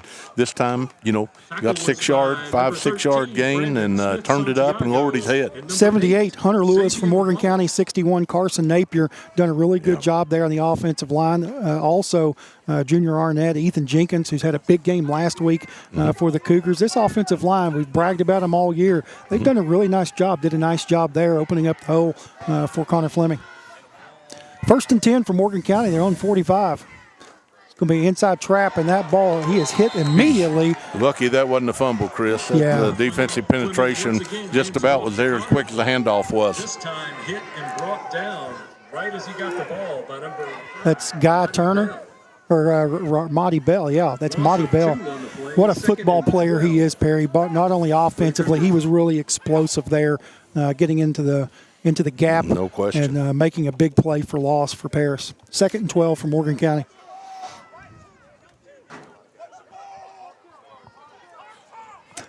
Coach Dameron coaching them hard here, 16-0. They're trying to prepare for the playoffs as well. It's one of the good things about single AA football. You get to play a lot of football. A lot of kids go both ways, but also there's some kids get to play half and half, you know, and there's a place for football. Play going to play. Yep. Delay of game. We worried about that a little bit. That's one of the things I've talked about, you know, Chris, off and on during the year of hopefully finding another way to get the plays in to the game. So it just takes a while when you're running the quarterback over each play. Brings up 2nd and 17. Cooper Fleming's back to pass. He's got him, man, if he can get it. He almost gets a deflection. We're going to have a late hit on the quarterback here. The Cougars are going to get a break. Yeah, that'll be an automatic first down, Chris. Defended on the play by number 1. Personal foul, roughing the passer on Paris. We have a flag on the play. Believe that is going to be roughing the passer against the Greyhounds. And that will give the Cougars 1st and 10 in Paris territory at the 46-yard line. Not sure if it's an automatic first down in high school. I think it's just a 15-yard penalty, or they're going to call it a first down. There's some rules where it's not an automatic first down, but this one is. They're going to call this an automatic first down because there are some rules that are not, that are different from college and pro. Big break for the Cougars. Fleming's going to give it off to Keaton. He had a hole there and just about got there, but he got a couple of yards. Good gain, though. Got about a 3-yard gain there. You know, again, Chris, sometimes, you know, it looks like, well, why do they keep doing this same thing? Well, it's just because of plays like that. You know, the first series might have got a yard, a half yard, a yard loss. Face mask. You know, now a 3-yard gain, and these are as strong as these defensive linemen are for Paris. You know, our guys are hitting them. Our offensive line's hitting them. And you know, another face mask penalty there. The offensive line, Morgan County really started to be physical with this very impressive defensive front of Paris. Like I said, we're kind of chipping away, eating away a little bit. It's aggravated Paris a little bit. Yeah, so that penalty's on top of the gain, so makes it a 1st and what, 4, 3? First and 3? Yeah. I believe it's 2nd and 3, even though the down marker. I don't think so. 1st and 3. I think it's 1st there. Yeah. They wouldn't have taken the down on the penalty. Cooper's going to keep it. Need to protect the football there, and he's got the first down. Cooper Fleming calls his own number. And Chris, this is, you know, I know you watched the game last week and tried to watch a little bit of it live. I'll go ahead and say it. Right. While you were at a wedding, maybe I shouldn't say that on there. At the rehearsal. Oh, okay, yeah. at the rehearsal. Yeah. And then you watched it during the week, and you saw Cooper make decisions like that. You know, that decision there, he just lowered his head and got 3 yards. Yeah, you know, 8 weeks ago, he wasn't making that decision. You see the growth. Yep. There's a handoff to Kevin, and he's driving forward couple right yards. there. We got Cougar offensive line really getting the downfield push right now, Perry. Yeah. You got to like what you see up front from Morgan County. You know, I think that penetration they're getting, and it's on any kind of fake, but head up, just face up, and we're going to run it straight ahead, even a quarterback sneak. I think we can get 2 or 3 yards. Morgan County starting to have some success in between the tackles right now. The offensive line versus this very good Paris defensive line. You know, Morgan I remember County, seeing Greg Wingo and Randy Reisner playing guard with David Hill at center, and I'll be daggone if they wouldn't move them out like these kids are. Another gain of about 1 for Kevin Keaton. sticking to that game plan. You stay ahead of the sticks, Perry, and that's what Morgan County's got to do is stay ahead of those sticks. They were gifted a couple of penalties when they were behind the sticks, but now they've got the momentum here. You like to see them kind of keep marching this thing down, go into the second quarter with 37 seconds left to play, and take a long time off this clock and eventually score. The late Bernard Hill, who ran Mountain Rural Telephone for years, done a great job building it. His son was a fine center for the Blue Devils, Cougars. Cooper's going to keep it again. He's going to get 5-6 yards, and that's going to take us probably to the end of the first quarter. The Cougars have an impressive drive going on here at the end of the first quarter. It'll be about a 4th and 4, isn't it? Yep. I don't think we're going to kick a 46-yard field goal, but that's going to bring us to the end of the first quarter where Paris leads at 16-0. We're going to take a break, and we come back. Morgan County will have it 4th down at the 30-yard line of Paris. You're watching Cougar football on SpreeTV. Hey, it's Kristen Mulcahy from Appalachian Wireless. One of the things that makes us the region's best network isn't just our coverage, it's that we're local. You'll find real people right here from home, ready to help you get the best deals on the latest devices. We hear the other carriers bragging about how they cover the middle of nowhere, but this isn't nowhere. All our roads lead to somewhere. So come home to Appalachian Wireless. Visit us at AppalachianWireless.com or in one of our many retail locations. Because we are you, we are Appalachian Wireless. Hi, I'm Brock Littrell, President of Commercial Bank of West Liberty. For more than 100 years, we prided ourselves on treating our customers like family. The technologies we offer afford you the ability to bank with us from anywhere. Hi, I'm Angie Pendergrass. I'm the CFO of Commercial Bank, and we are constantly looking for new technologies to improve our efficiencies and our bottom line, but more importantly, it allows us to spend more time with our customers.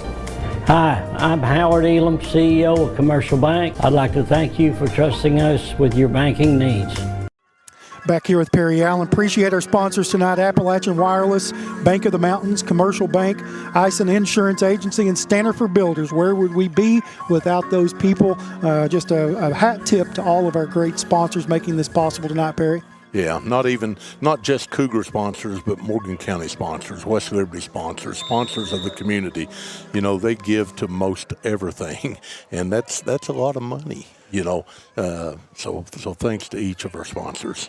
4th and 4 for Morgan County. Cooper Fleming's got it under center. He's got. He's not going to go anywhere. That's Kevin Keaton. He's going to be stuffed at the line of scrimmage, and that's where Paris is going to take over on downs to start the second quarter, leading 16-0. Yep. I don't necessarily question the play call. You know, when you're Morgan County with this and what we've been doing, so you know it just didn't work. You know, just didn't work there on 4th down. Went off the right side where we've gained some yardage. But this time didn't go through. 16-0 Paris. Paris with the ball on their own 30-yard line. Lucas Anderson, number 64 from Morgan County, looks at nose guard along with Asa Barron, defensive end there, number 21, Jace Adkins. Turner's back to pass. He's got all that. He's going to be almost sacked. He flips it off, and he's upended. Great tackle there by Alex Lee for no gain. Great tackle, open field Just about tackle. had a sack. Just about a sack, which created this by Asa Barron, and that disrupted it. And then quarterback threw the ball off to the running back, and Alex was there to, you know, like he's there Alex, so much. His responsibility and his coverage and gap integrity there. He stayed at home, didn't get too greedy, let it come to him. He made a nice play. You know, we talked to him before the game, Chris, and he said, you know, he just loves to hit. But the boy has good football instincts. He's got good defensive football instincts to know where the ball is going to be, not necessarily just where it is. Ball's handed off to Bell again, and he's got some room, breaking some tackles. Heck of a run. He broke a lot of tackles, and it wasn't bad tackling. It was just a heck of a run. Just a heck of a run by Matty Bell. And you can honestly say when they get in the playoffs, they're going to lean on Matty Bell a whole lot for the Greyhounds. Yeah, Paris is going to watch kind of what they do tonight too. Right. You know, and they're creating film for their next opponent, same as Morgan County is. But I will say Paris has had 2 trick plays already, so they're showing film of what they want to show also to Turner back to pass again, and just through the hands of an open hoping receiver. we could intercept that and make that number 9 on the season. Pass intended for number 23, Zarian Snowden. Yeah, Zarian Snowden was wide open there. He kind of sat down in that coverage. Turner put a little zip on that ball. It's a cold night. That ball is going to be cold coming in there. Oh, come on, Chris. It's not a cold night. Do you wear He's wearing gloves, probably the receiver is. Dang, so no excuse tonight. Not when you're talking to a quarterback. You know, Steve McKenzie never wore gloves back in 1983. No. Steve O'Connor, Steve they didn't wear McKenzie, gloves. Jeff Brown, Jeff Jevedon, Michael Aikens, none of them guys. Keith Allen, he wouldn't have put on a pair of gloves. Another open field tackle there by Alex Lee. To number 2, Travion Mizell on the reception there from Turner. Gets it into Cougar territory. Bring up second down. Really a big play saved there by Alex Lee. Once again, a shoestring tackle by the junior. He's racking up those tackles on the season. He keeps climbing now past 120, I'm sure. 10 minutes to go here in the half. 16-0. Paris leads it over Morgan County. Yeah, got a third and 6 here. I think if we can hold them on this side of the field, they'll probably punt it. But, if they get within a yard or two, I would look for them to go for it. Turner's rolling to his left. He's got a man. And he made a good throw. That's going to be Smith Santiago, just another great playmaker. It's going to be a first down at the Cougar 27-yard gain there.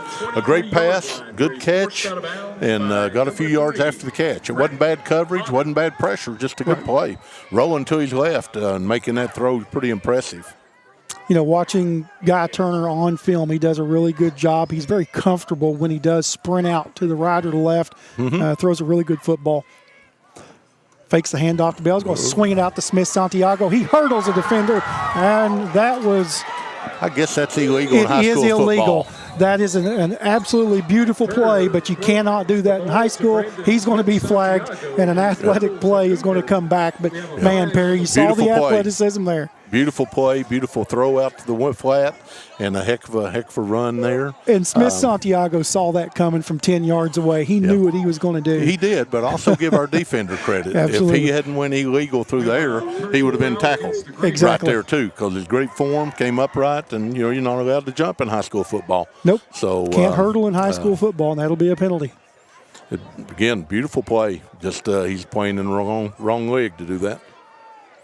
Well, that's athleticism. A lot of that stuff you can't really coach or teach, man. And that's, can't teach them out of it either, and you don't want to. You just have it or you don't. And you can kind of see the metrics on number 13. I want to give a shout-out to all the Blue Devils, former Blue Devils, and Cougar players that are watching, listening, whether it's Facebook, whether it's on SpreeTV.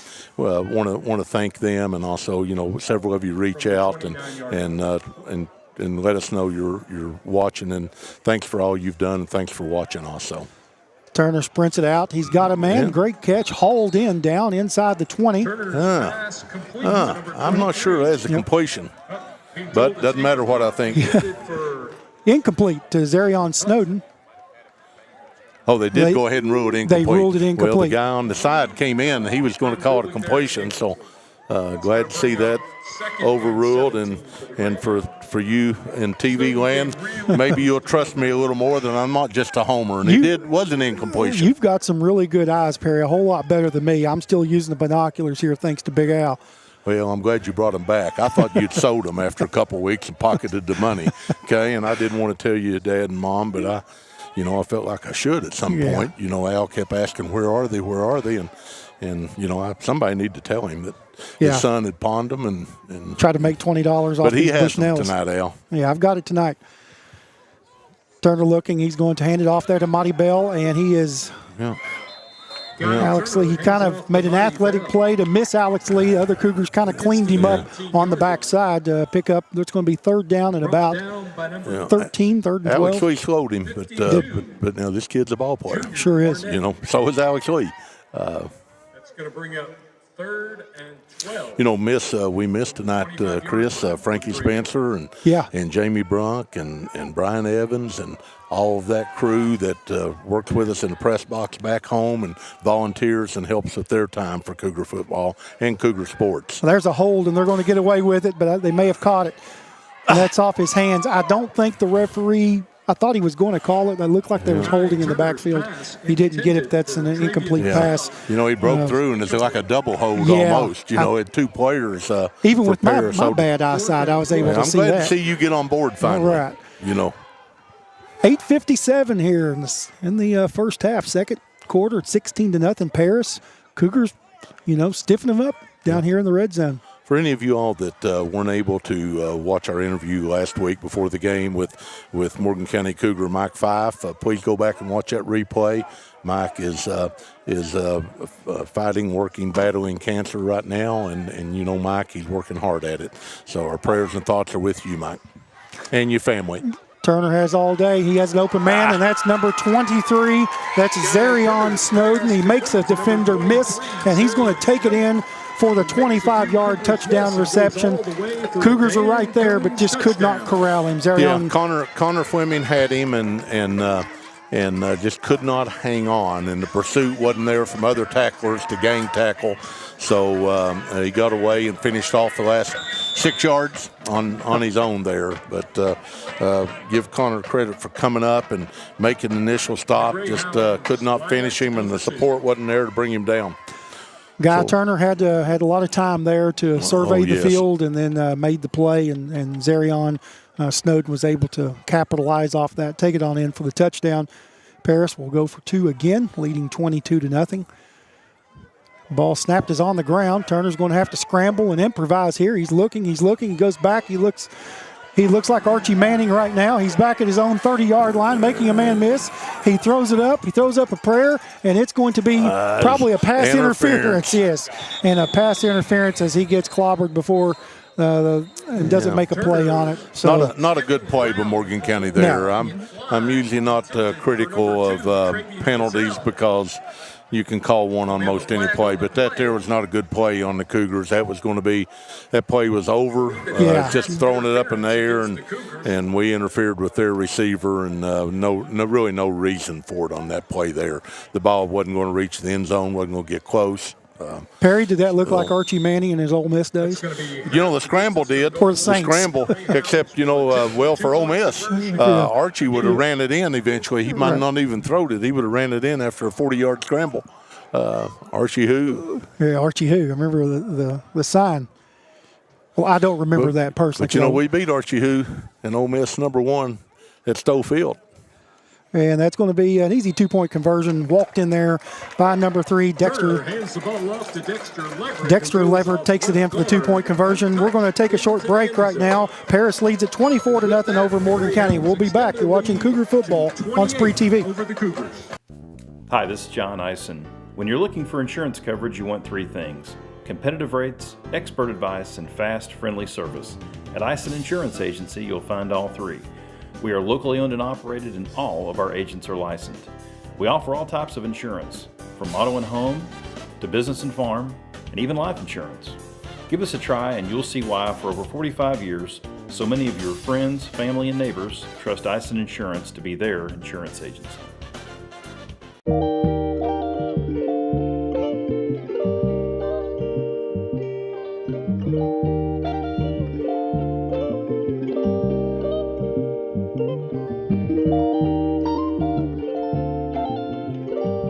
Brother Hank says that hurdle was an ESPN top 10 type of hurdle.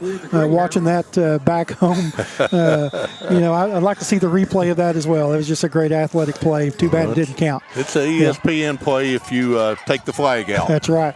Noah Sweeney picks it up at the 14. He's going to be hit and dropped at the 21-yard line, and that's where Morgan County will take over 1st and 10 from their own 21.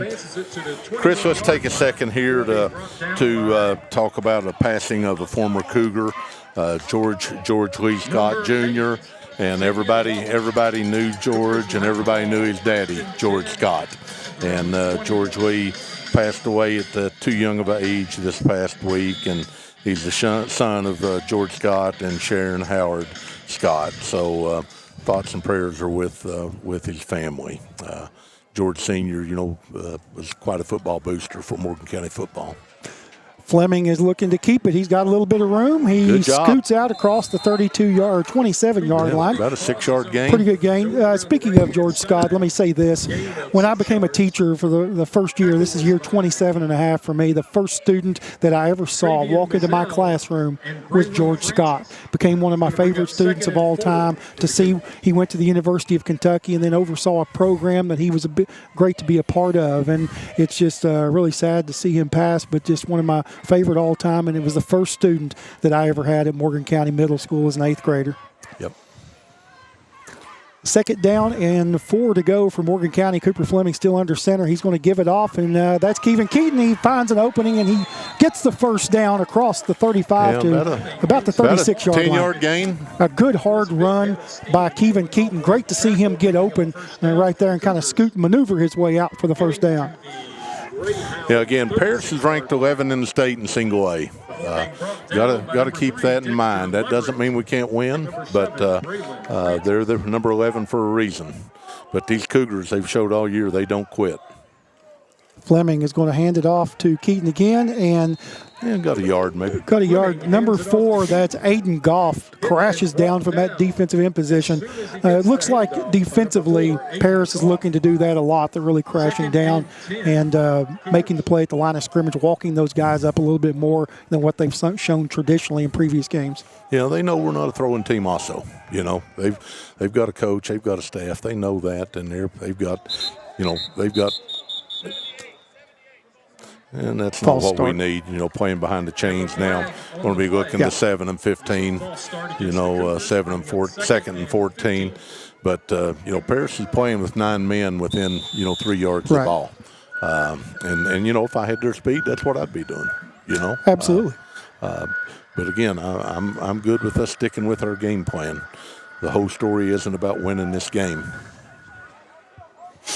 Morgan County marches to the line of scrimmage. It's going to be 2nd and 15 from their own 36. 6:51 left to go in the half. Handoff is given to Connor Fleming. He's got some room across the 35, scoots out across the 40-yard line. Good hard run for Connor Fleming. He gets up, he gets back. A lot of ground lost there. Yeah, takes it into 3rd and 6, Chris. And, I think I saw from Connor there what we're seeing from this entire team. Connor would have stretched that out earlier in the year and went for the sidelines. Exactly. Where speed might not be there. But in this game here, he turned it up and kept his legs going. Nice drive there. Cougars had some success on the jet sweep with Connor Fleming tonight. 2nd first down for him. Cooper under center. He's going to look to give it right back off to Connor Fleming. He has an opening. He runs over top of defender, runs over top of another, and he's going to get it to midfield. Another great hard run. 10-yard gain. That offensive line is doing a heck of a job here tonight. Absolutely. The offensive line once again. I know we haven't scored, but still doing a heck of a job moving the ball against a good team. You kind of like what you see. You've got the ingredients there going forward offensively for Morgan County, especially as you prepare for next week. I do, in relation to what this team was capable of doing with the football. 1st and 10, and another good gain up the middle of about 2 or 3 yards is Kevin Keaton. Goes off right tackle. Yeah, going to be close to a 4-yard gain. That's what they have to have on first down, Chris, as we know, and the fans watching know. Want to give a shout out again to Mark Reed and his dad, Jack, up in Fairfield, Ohio. Mark reaching out via text and said he'd learned so much about Blanton Collier tonight. I'm not sure how he meant that to me, being a fraternity brother of mine, but appreciate them two watching. Connor Fleming's got it again. He's going around the left side to the Cougar sideline, and he gets enough for the first down. They're going to give him a pretty good spot as he gets it across down to around the 40-yard line of Paris. Another first down for Morgan County. Connor Fleming on that jet sweep. The Cougars have had a lot of success. But not until he picks up another Cougars first down. Adjustments there for Paris. What do you do here? You see Morgan County having some success with that jet sweep. Do you look to them to adjust, play a little cat and mouse, or is he just going to coach them up hard and say, hey, you got to make the tackle? Honestly, I'm a little concerned probably if I'm Paris's coach. I'm a little concerned that Morgan is able to do this with the ball, and I've got 9 men within 3 yards of the ball. Exactly. Because, again, his opponents next week and the week after, if they were to win next week, we're going to see the same thing. And I'm sure he's a little concerned here on what he's going to do if he puts any more men up there, and runs into any type of passing team, at all. First and 10 for Morgan County. 5:15 left in the half. They've got the football at the Paris 40-yard line. It's been a second really good drive for Morgan County. Connor goes in motion. That's going to be given off to Kevin Keaton, and he is going to kind of plow his way forward. Another gain of 3. Fleming hands the ball off to Keaton up the middle. And I agree. I like the game plan that Morgan County has going forward in this football game. Coach Easterling really sticking to his guns here of what he wants to do and what he wants to establish. Yeah, son-in-law in Georgia, Chris Graham, and his our daughter Mandy and Cameron Graham, granddaughter, watching Cougar football here tonight. Chris thought his TV was tore up for about 3 minutes because of the color of the field. Oh, so he's been orange, working on that, and you really don't want Chris working on much. But nice little inside appreciate trap. You all watching down in Perry. Shouldn't say Perry, down in Bon Air, Georgia. Appreciate that. It's like a gain of about. Got an injury on the field. Looks like a Paris Greyhound is shaken up on the play. Tackle goes by number 57. Good run by Noah Sweeney there to set up a second manageable situation here for Morgan County. Actually going to be 3rd and short for Morgan County. We'll stay right here with it. 4:25 to go in the half. 24-0. Paris leads it, but I tell you what, a lot of good things to see tonight. Really like what Morgan County's offensive line is doing, running the football hard, especially Connor Fleming. And you have to really like going forward what you're trying to set up for next week. Yeah. I'm not complaining at this point, Chris. I wish we'd got a touchdown down here in our possession and not allowed a couple of the big plays that Paris has. But the key to this team for the Cougars is not getting down. We've got the playoffs ahead and creating momentum like Coach Eastring and his staff is doing by these 2 drives that we've had, Chris. It could end up being a touchdown drive here. Another one could end up being a touchdown drive. So some positives, from this. Shout out to my fraternity brothers across the country that are watching SpreeTV, Mountain Rural Telephone and SpreeTV and a part of that, together with some of those guys at Keeneland before last week's game, and appreciate all of you guys that tune in for a while or tune in for the entire game. So thank you all. Brazian Smith-Santiago, number 57, just a spectacular football player. He was the one shaking up on the play for Paris. You hope that you don't lose him going forward if you're the Paris Greyhounds. This kid makes a lot of plays on the defensive side of the football. He's a stud defensive lineman at the single A football level. Looks like it's 14-7 Manual after the first quarter over Male. A live report from there from Cougar B.J. Benton. As he watches his daughter cheer for Manual 14-7 over Male. Kevin Keaton is going to he's going to get close to a first down. He sure is. Keaton does a really good job, Barry, protecting that football too, so it's not stripped. He's protecting the football. I'm going to knock on wood. I was going to say that earlier, and I said, dang, don't say it. He's done such a heck of a job all year. Yeah, but we don't want to jinx that. Knock on wood for you with that, and you are so right. That's just like saying a guy at the free throw line, he never misses. He's made 30 in a row, and he's going to brick it, or a place kicker missing the field goal. That's true. He's hit 15 out of 16 or 16 in a row, and here we go. 1st and 10 for the Cougars. Fleming looks, and he's going to escape, and he's going to actually be tackled for a loss, but it could have been worse than what it was. Yeah, amid a heavy rush from the Greyhounds. I think probably he done the right thing there. There wasn't nobody open, and he didn't have much time to wait on it to develop any longer either. So instead of having a 5-yard loss, as you said, he cut his losses short there, for the lack of a better saying. Staying under center is Cooper Fleming. Connor Fleming comes in motion, going to hand it off. He breaks a tackle and gets stuck. Good game. After a good game. Yeah, but still got a long 3rd down coming up. Yeah. you know, that goes back to my point, yards after contact, and he was able to get positive yards after the initial contact. That's something very important for Morgan County going forward. Can we break tackles offensively, and then can we allow the other team not to break tackles? And that's going to be key in the playoffs. Well, him and Kevin both, as we know, Kevin all year long goes forward. And Connor is doing a much better job of that here as the seasons went on. Sweeney in motion. Cooper's going to keep it, and he's fighting and scrambling, and he stood up for no gain. Yeah, it's going to be about a fourth and 7, 4th and 8 again. No gain on the play. Another nice drive, but we're going to have to really convert here to what, 4th and 7, Chris. That's going to bring up 4th and 8. Yeah. Timeout, Greyhounds. 4th and 8. We'll stay right here. I'm sure this is a 30-second timeout. We'll just stay right here with them. It's a big play in the football game here. Morgan County trails it 24-0. Ball's on the Paris 28-yard line. 2 minutes 40 seconds left to play. Coach, I want to ask you, you don't want to show a whole lot, but on 4th down, you got a chance to score. You got to try to score. What are you going to call here? Well, you have to try some type of maybe play action here, but the problem with that is it gives the defensive line for Paris more time to penetrate with that play action, and I don't know that time is something that Cooper's going to have enough of anyway. Right. So I think you have to run some type of direct pass and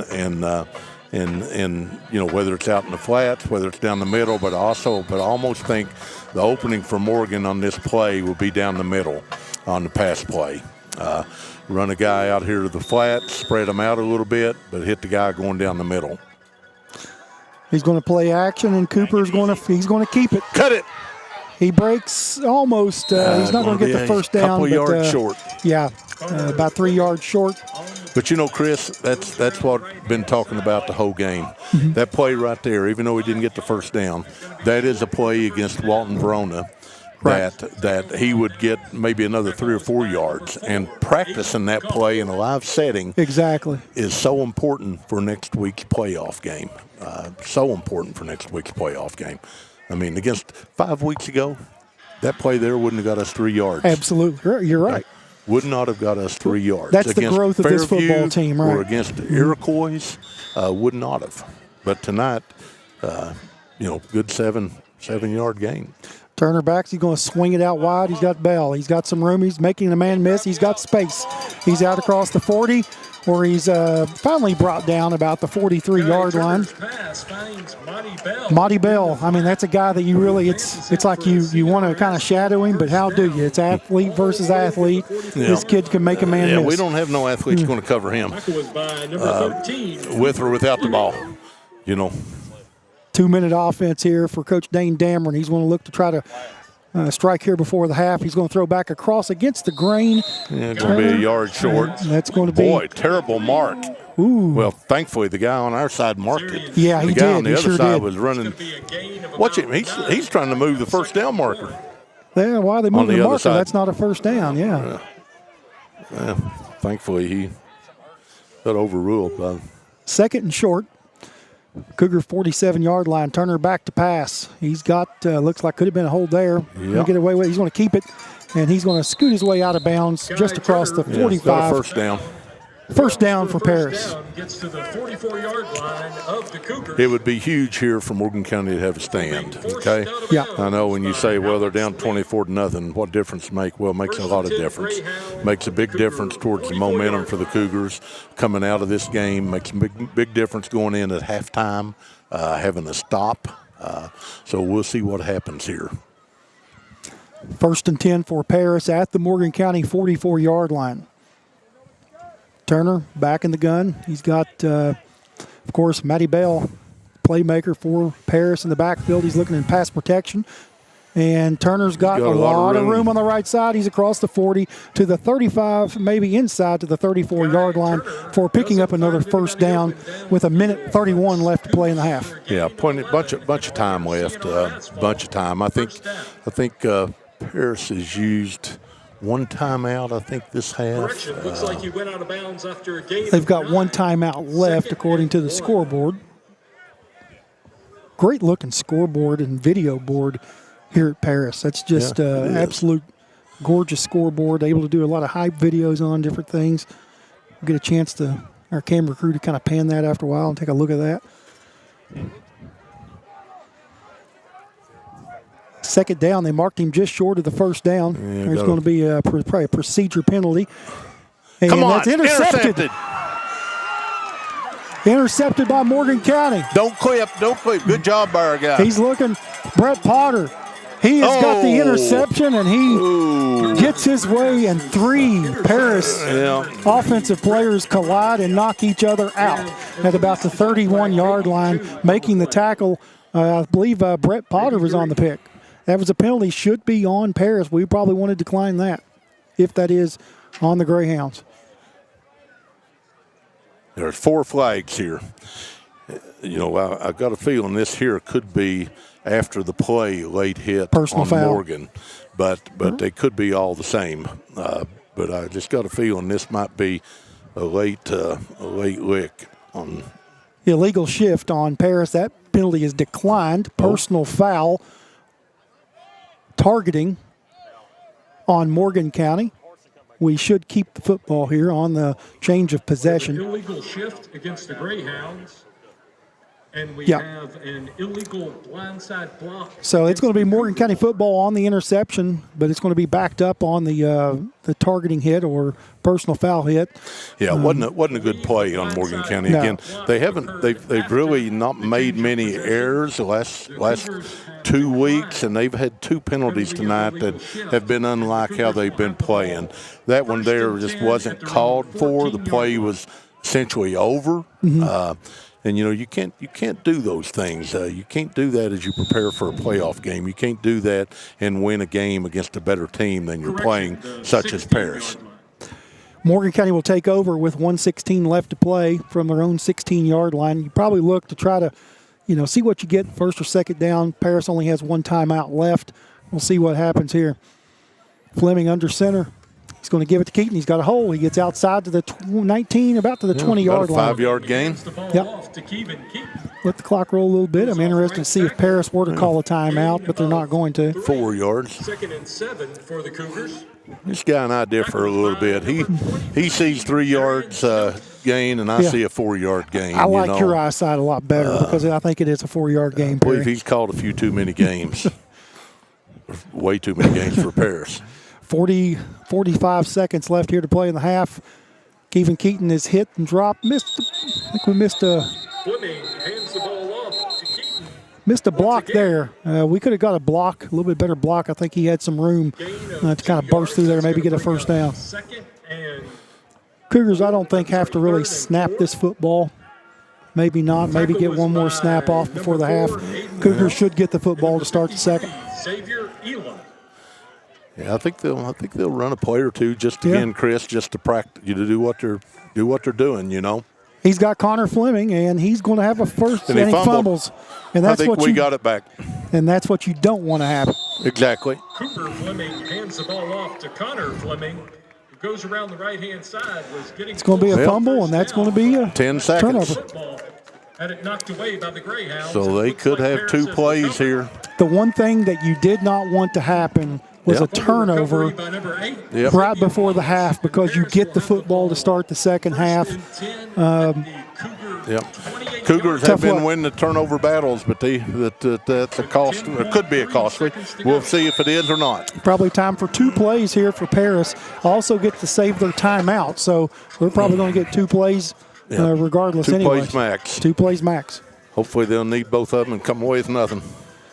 Well, you probably Turner's probably going to scramble here, probably to the left side, right side, and try to find somebody sitting down in zone coverage and make a play. We got a 3-man rush, probably with 4 coming. And they hand it off to Bell, and he's going to get outside of the 20, the 15. He's hit by a couple of Cougars, and the clock is running 1.6 seconds. The ball off to Monty Bell, who picks up enough yards for a CNR asphalt first down. Yeah, that's the dangerous part when you run the football in that case. Yeah. You get it down to 1.6, and and it could have very well ran out. But I think that's by design. I think Coach Dammer knew he had the timeout in his pocket. Yeah, but you can't call the timeout till the runner goes down. You can't call it while he's still running. He probably wanted Matty Bell to run and get out of bounds was probably the instruction. Or go down after you get the first down. Not so to be fighting for that right. extra yard or 2 yards on a on a clock running out. But again, Cougars put themselves in this position here. Can they come out of it with no points?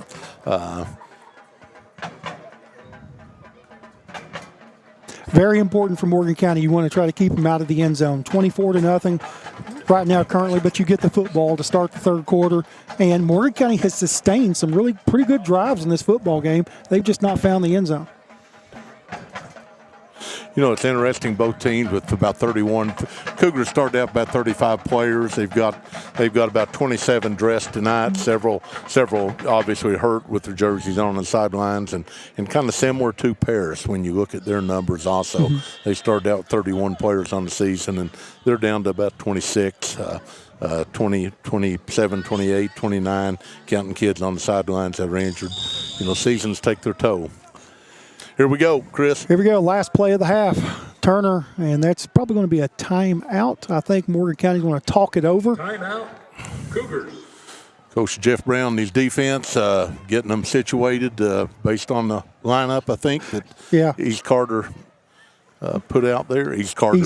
Dane Dameron finally graduated from East Carter. More Paris Greyhounds. I told Coach Dameron before the game, I was like, two people that I never thought was going to graduate were you and Brandon Baker, who seemed to play a lifetime at East Carter High School for the Raiders. And what a great athlete he was. Some great teams and can kind of do it all. And it's pretty cool to see him out here and looking at his pedigree, his coaching background, and does a tremendous job and has this program on the right track. 1.6 seconds left in the half. 1.6 seconds feels like it takes 10 minutes. Perry is you kind of like the idea if you're Paris trying to get the football, swinging it outside in the flats to Matty Bell, or looking for maybe Smith Santiago on a jump ball for him in the end zone. Yeah, I think you probably need to go for the end zone. Yeah, and they're going to him. Right here he is, and he is open, and Smith Santiago has got it. And you saw that coming a mile away. You sure did. Pass complete to Brendan Smith Santiago on what will be the last play. Tough way to end the first half, Chris. Tough way to end the first half here. 30-0 right now, and be going for the 2-point conversion now. Our defensive backs still got to get to where they turn around. And play the football. It's not like they're not in position, but they don't see the ball. It's not like they're not there. They're there and got plays they could make most of the time, especially since the Breathitt County game. Especially when you see that the receiver's eyeballs looking up, you got to be able to turn and be able to make a play on the football. That ball's in the air. 2-point conversion here. That's going to Matty Bell, and he's going to scoot his way into the end zone for the 2-point conversion, and that's going to be good for Paris, and they will lead it at the half over Morgan County, 32-0. When the second half begins, we will take a break. When we come back, second half action, we'll talk more about what we saw in the first half. You are watching Cougar football on SpreeTV.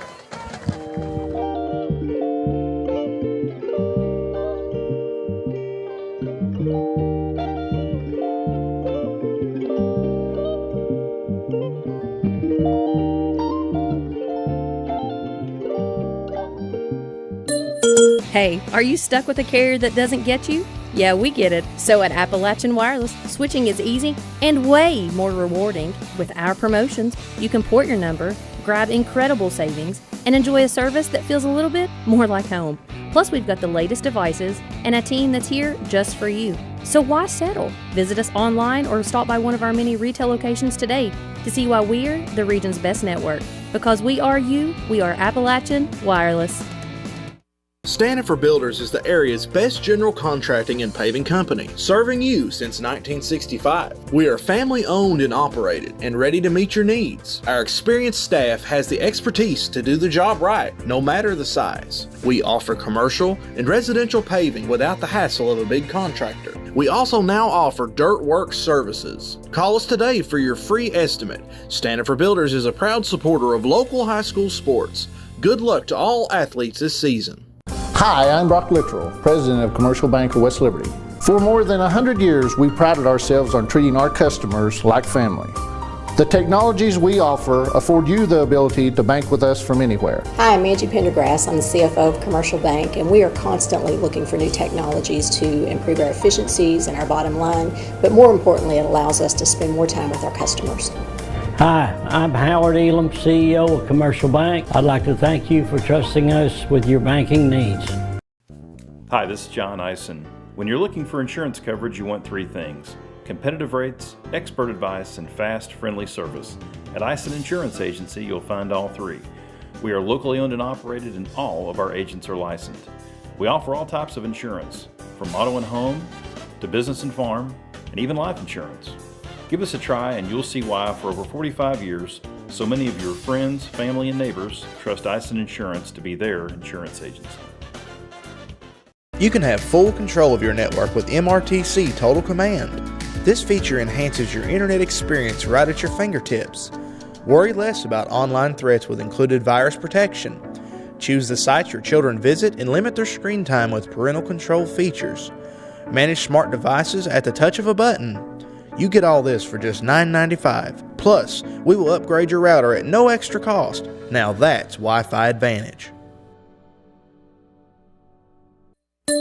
Hey, it's Kristen Mulcahy from Appalachian Wireless. One of the things that makes us the region's best network isn't just our coverage, it's that we're local. You'll find real people right here from home, ready to help you get the best deals on the latest devices. We hear the other carriers bragging about how they cover the middle of nowhere, but this isn't nowhere. All our roads lead to somewhere. So come home to Appalachian Wireless. Visit us at AppalachianWireless.com or in one of our many retail locations. Because we are you, we are Appalachian Wireless.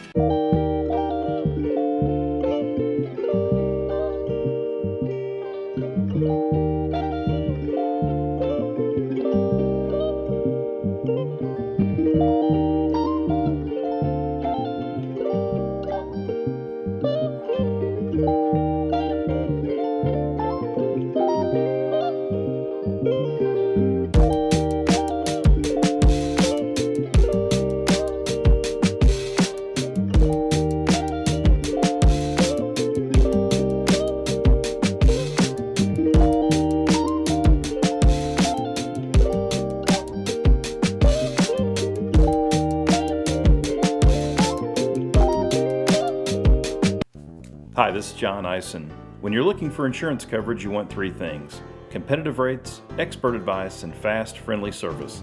At Eisen Insurance Agency, you'll find all three. We are locally owned and operated, and all of our agents are licensed. We offer all types of insurance, from auto and home to business and farm, and even life insurance. Give us a try and you'll see why for over 45 years, so many of your friends, family, and neighbors trust Eisen Insurance to be their insurance agency. For nearly 50 years, Bank of the Mountains has served Morgan and the surrounding counties, working hard to provide our customers with friendly service and the financial products that make their lives easier. As a family-owned bank, we understand that relationships matter. We appreciate those who have chosen us to be their bank and invite those who haven't to stop by at any of our 3 locations: West Liberty, Index, or Ezel. Local people, local decisions, local commitment. Bank of the Mountains is proud to be a real community bank. Member FDIC, Equal Housing Lender. Standing Builders is the area's best general contracting and paving company, serving you since 1965. We are family owned and operated and ready to meet your needs. Our experienced staff has the expertise to do the job right, no matter the size. We offer commercial and residential paving without the hassle of a big contractor. We also now offer dirt work services. Call us today for your free estimate. Standing Builders is a proud supporter of local high school sports. Good luck to all athletes this season. Hi, I'm Brock Littrell, President of Commercial Bank of West Liberty. For more than 100 years, we prided ourselves on treating our customers like family. The technologies we offer afford you the ability to bank with us from anywhere. Hi, I'm Angie Pendergrass. I'm the CFO of Commercial Bank, and we are constantly looking for new technologies to improve our efficiencies and our bottom line, but more importantly, it allows us to spend more time with our customers. Hi, I'm Howard Elam, CEO of Commercial Bank. I'd like to thank you for trusting us with your banking needs. You can have full control of your network with MRTC Total Command. This feature enhances your internet experience right at your fingertips. Worry less about online threats with included virus protection. Choose the sites your children visit and limit their screen time with parental control features. Manage smart devices at the touch of a button. You get all this for just $9.95. Plus, we will upgrade your router at no extra cost. Now that's Wi-Fi Advantage.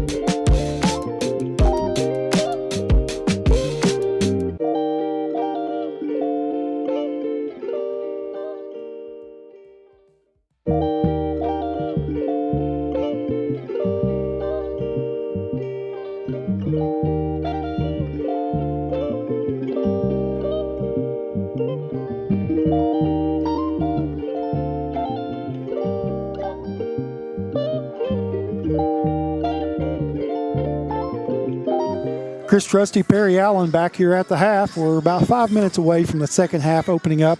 Morgan County was just unable to escape the turnover bugaboo there before the half, and Paris capitalized, scoring a touchdown on the last play of the half to Smith Santiago, just a Brandon Smith Santiago, a great wide receiver and athlete for Paris.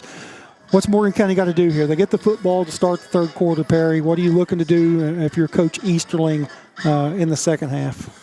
Well, Chris, I think I'd rather have your job tonight than mine.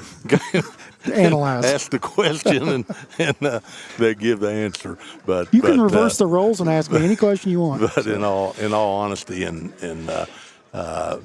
again, I think you're a little disappointed if you're Polo, and you express that to your team at halftime. You're not disappointed in effort. You're not disappointed there, but you're disappointed in a little bit in your tackling and the mistakes, that have been made tonight.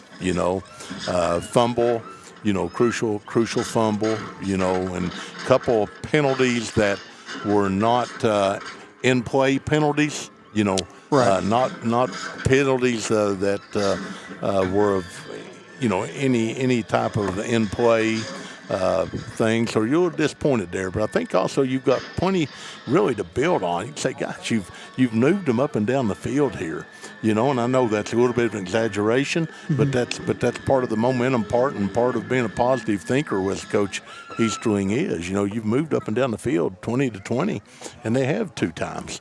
And haven't got anything, and flags have played a role in that. And I'm not blaming the officials for the flags. I'm saying, the penalties.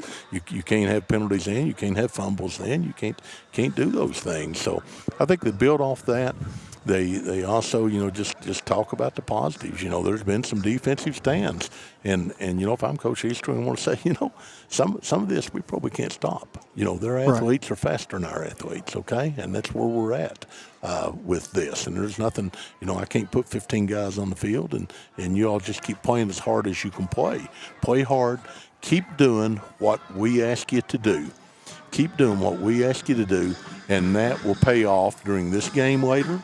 And it'll pay off next Friday night and the next Friday night after we win that first playoff game. That's what you start setting in motion, is winning that first playoff game. And what this was about was getting us ready for that now that we're at where we're at 32-0. Okay? Yeah, and Perry, we got a couple minutes here before the second half gets underway. Let's talk a little bit about what you talked about in the pregame, the connection from Paris to Morgan County. You left a cliffhanger, and there's been some people watching wanting to know, what is the connection that we've got with Paris football? Well, there was a player that played for the Morgan County Blue Devils back and graduated around 1963. That graduated from Morgan County High School in 1963. Was born over in the Hazel Green area, but came to school at Morgan County. And he then went on to Morehead State University and graduated from MSU in 1968, and went on then to be a teacher and an assistant head football coach at Paris High School, while also coaching the freshman basketball team and also the varsity baseball team. So he did it all. His freshman basketball team that he coached, that group went on then to win the region for Paris High School and to play in the state tournament at Freedom Hall in Louisville, which is a whole lot of stories that a lot of us could talk about, not in 1963, right. but talk about going to the state tournament in Louisville. And speaking of George Scott a while ago, stories there. But he went on to do that, and then he was the head assistant coach in 1970 when Paris High School won the state single A state championship. He was the head assistant coach in 1970 when Paris went on to win the 1970 state championship.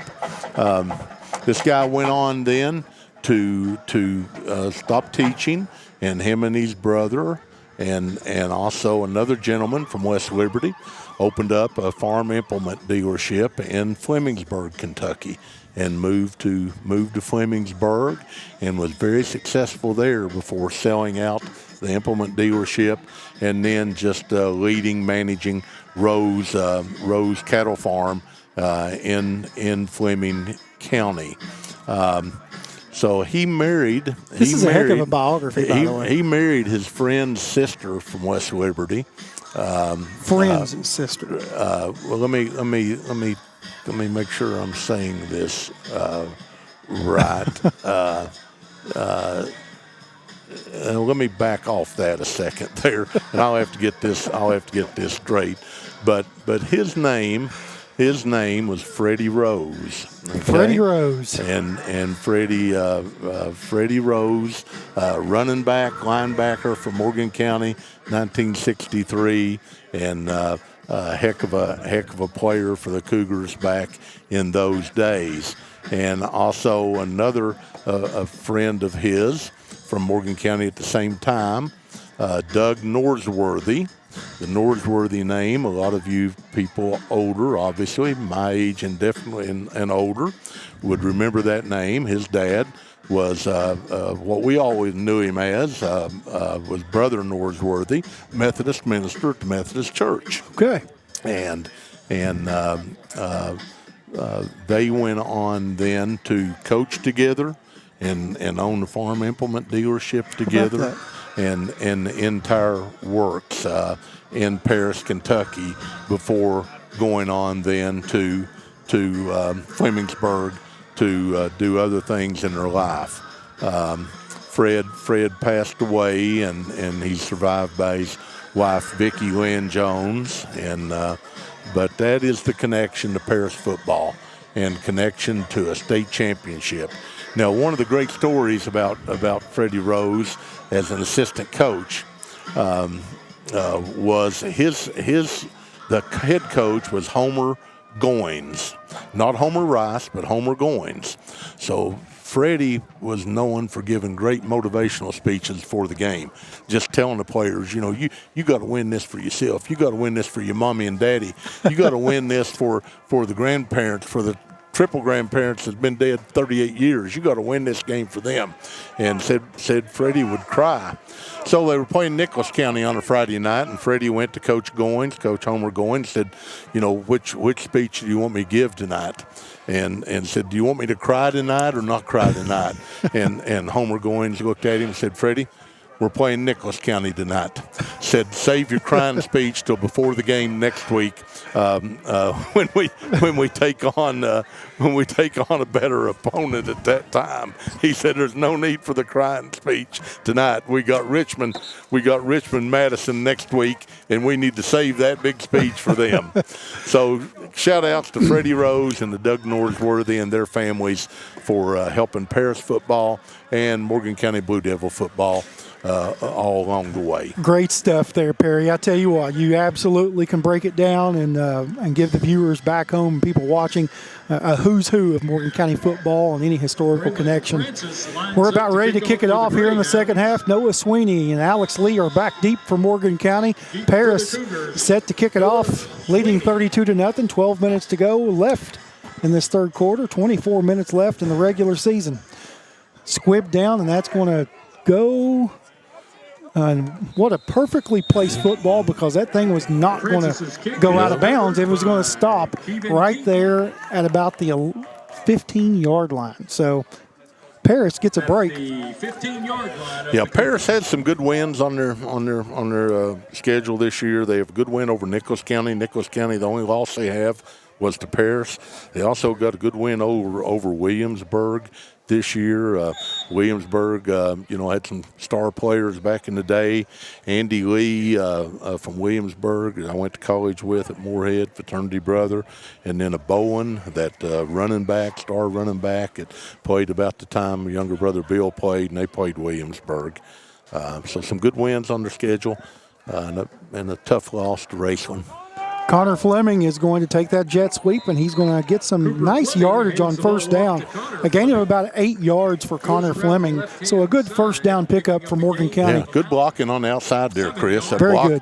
That block, and again, Paris is geared to think we're going up the middle. Okay, they're geared for that, and Connor is turning it up. He's not stretching it out too far, just enough, and then he's turning the ball up. Like to see the Cougars try to move the chains here in their first possession of the third quarter. Cooper Fleming is under center. He's going to give it off to Kevin Keaton, and he is met after probably no gain. Forward progress should maybe get him back to the original line of scrimmage. Yeah, Keevan's a workhorse, Chris, as you very well know. He's a workhorse, and he's getting work tonight. He's had some good gains, and he's had a lot of gains of 1 and 3 yards. But one thing about that kid, He's a football player. Absolutely. He's a football player. If they think they're going to wear him down, they've ran into the wrong one. Brings up 3rd and 3 for Morgan County. 9 seconds left on the play clock here. You hope to get this thing in and not a delay of game. There's the snap. They're going to give it off to Keaton. He's got the first down. Good hard run. Yeah, plus about 4 more, I think, absolutely. Chris. Off that left tackle side early in the first half. It went off right tackle. Cougars mixed it up a little bit here off the left side. First down for Morgan County. Kevin Keaton, the hard-running sophomore running back for Morgan County. 1st and 10 for Morgan County at their own 31-yard line. Cougars have stayed under center all night with Cooper Fleming. Sweeney in motion. Going to give off 2. Was he down? I thought he's down. I thought his knee was He's down. calling him down. Yeah, the near good side 5-yard official. gain for Kevin. Yeah. But I believe he was already down. That's going to bring up 2nd and 5. But a good run on first down. You want to see that protection of the football. Remember, we didn't want to jinx him earlier there because he was protecting it, and we just about did. 2nd and 5. It's a short. If there was such thing as a short 5 in between 4 and 5 yards. Cooper Fleming under center for Morgan County. Almost like an old single wing look. Going to hand it off. He is met at the line of scrimmage there. About not 2 much, yards probably. maybe a yard or 2. Yeah, pretty good spot actually on that progress. They give him the forward progress up for a gain of 2. That'll bring up 3rd and a long 2 or 3. 3rd and 3. Tackle was by number 55. Like to see the offensive line here get a really good push, Perry. Try to establish themselves with another first down for Morgan County. Fleming got his man in motion. He's got Connor. He's going to make not a man miss, and he's not going to. He's going to maybe lose a yard and bring up 4th down. Yeah, it's going to be interesting to see here what Coach Easterling does here on 4th and I think it's 4th down. Yeah, 4th and 3, long 3. Looks like they're going to go for it. Yeah, and I don't necessarily blame him. No. You know, I don't think the score matters too much at this point. You know, You're playing for a 4th and 3 next week. Yep, you're right, Chris. I think you're right on there. What can we do tonight that we know we can have in our pocket maybe next week against Walton Verona? Going to be a hard count, maybe take a timeout, reset. Play clock's going to be down. He takes a timeout here. Good decision there as that play clock was running out. Not a bad idea. Good practice there. We've not seen them do that this year. Exactly. That's the first time they've been in not the situation, the first time they've tried to work the clock down, draw somebody offside that we've witnessed. Also want to mention in relation to Freddie Rose, his late brother Carl Rose. Carl was married to Regina Haney Rose. Carl was in business also in Flemingsburg after being in business in Morgan County, him and his family, Freddie's family in the farm implement business. Freddie's sister, Pat Wheeler. So some others in relation to the family that I mentioned earlier, his wife. You do a great job of being able to talk, see the different people, talk to your text messages. I don't want to share my text messages from Steve McKenzie about football right now. Good kick. Well, went out. I didn't think it'd go out of bounds, but well, no, that's I don't share everything I get, Chris. I don't share everything. That's good stuff. You're really good at that. That's probably a good thing, or I'd really have a lot of the data messed up for Cougar football if I listened to Steven on everything.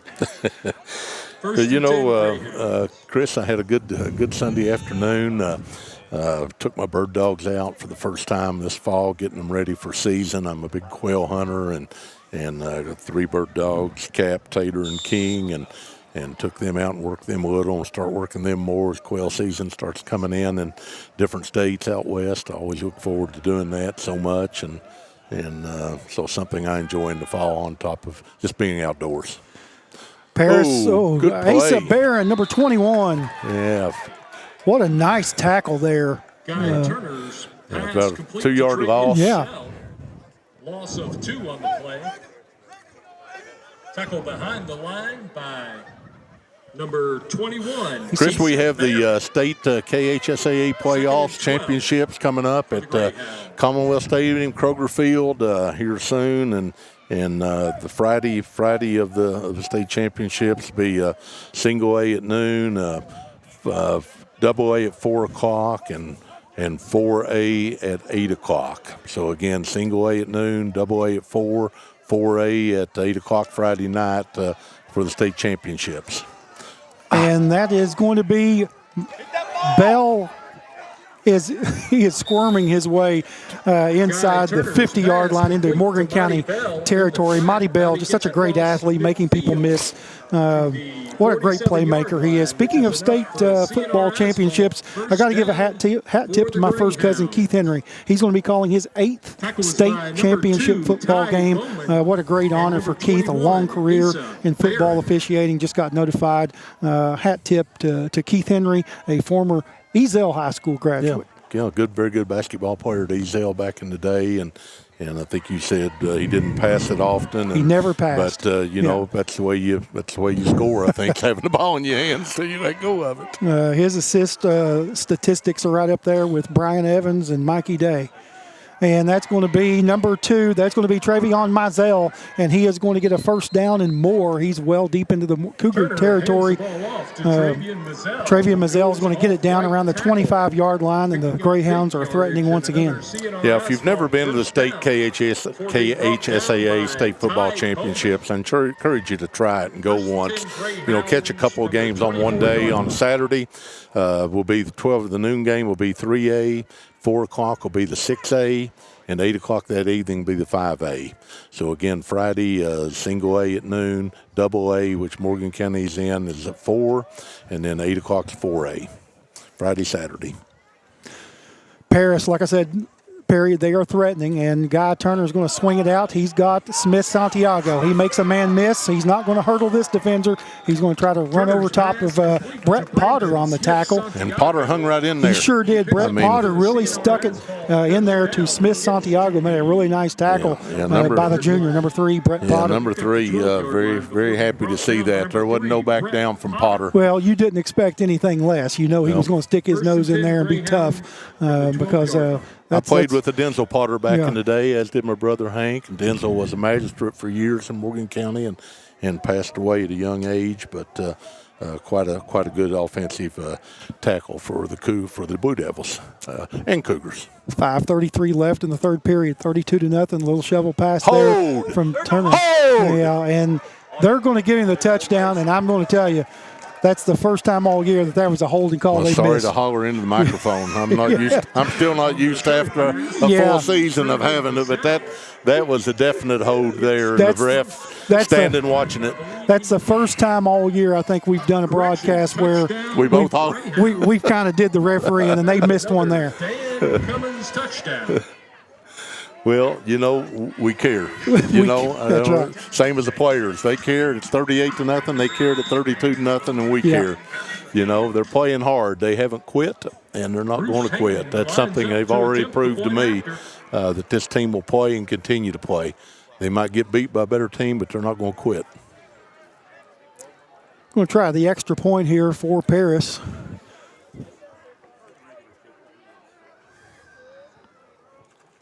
This is number 20. This is Bruce Hayden for the extra point. Kick. He's going to boot it right through there, and that's going to be good. Extra point is good. And just in the nick of time, Bruce Hayden connects on the extra point. Paris leads 39-0. We're going to take a short break. You're watching Cougar football on SpreeTV. Stanford Builders is the area's best general contracting and paving company, serving you since 1965. We are family owned and operated and ready to meet your needs. Our experienced staff has the expertise to do the job right, no matter the size. We offer commercial and residential paving without the hassle of a big contractor. We also now offer dirt work services. Call us today for your free estimate. Stanford Builders is a proud supporter of local high school sports. Good luck to all athletes this season.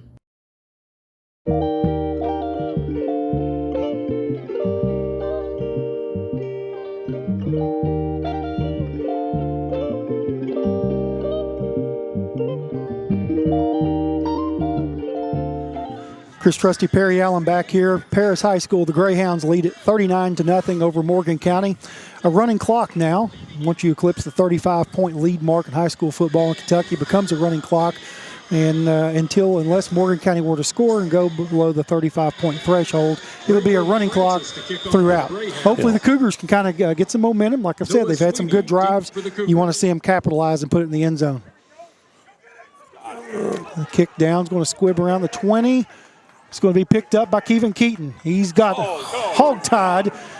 I'm not for sure if that was a face mask or not, but they're going to call it. Well, I don't think that's what they're calling, Chris. I believe they're going to call something else back here, but some other activity. Yeah, I don't know. He got him around the neck. I thought he missed the face mask. Maybe people back home saw differently. First and 10 Cougars. But maybe the horse collar, but that's usually not from the front side. Yeah, it's if this is a penalty on the Cougars, that's a tough one with what they're going to call the face mask. Yeah.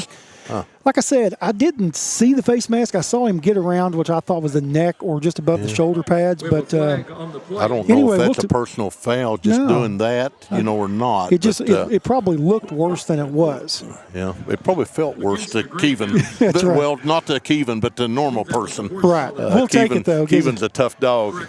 I've mentioned the KHSAA State High School Football Playoffs, but I failed to mention the dates for the championship games. They're December the 5th and December the 6th at Kroger Field. Again, December the 5th, December the 6th, KHSAA High School Football Playoffs championships. I really encourage you to go watch a couple of games one day if you haven't ever before, or even if you have, obviously. He has hit hard behind the line of scrimmage. That's Aiden Goff, number 4 for Paris. You could hear that pop all the way up here to the press box where we're at. Loss of 2 on the play. Yeah, 2nd and 12 there. Just a football play that they made, and we missed the block. He just come up and put a hat on a hat, as they say. And our runner paid for it. It's when you look at the offensive lineman, and if you're a running back, you say, right. come on, man. We were buddies. Connor Fleming goes in motion. The give's going to be, Cooper Fleming's going to pitch it off to Connor Fleming, and he's got some room across the 50. That's a horse collar. First and the flag down. comes in. He sure did. They've caught that. It was a great late pitch by Cooper Fleming. Sure was. That really caught Paris off guard. Well, he sucked them in, Chris. Even as far as they stretched it out, he still sucked all the defenders into him. Yeah. He was 3 yards across the line of scrimmage when he pitched it to his brother. Yeah, that's right. Cooper to Connor. And then what a 15-yard gain and now a 15-yard penalty. We'll take it. So 30-yard play on one lick. Yeah. Travion Mazzell. And that will be 1st and 10.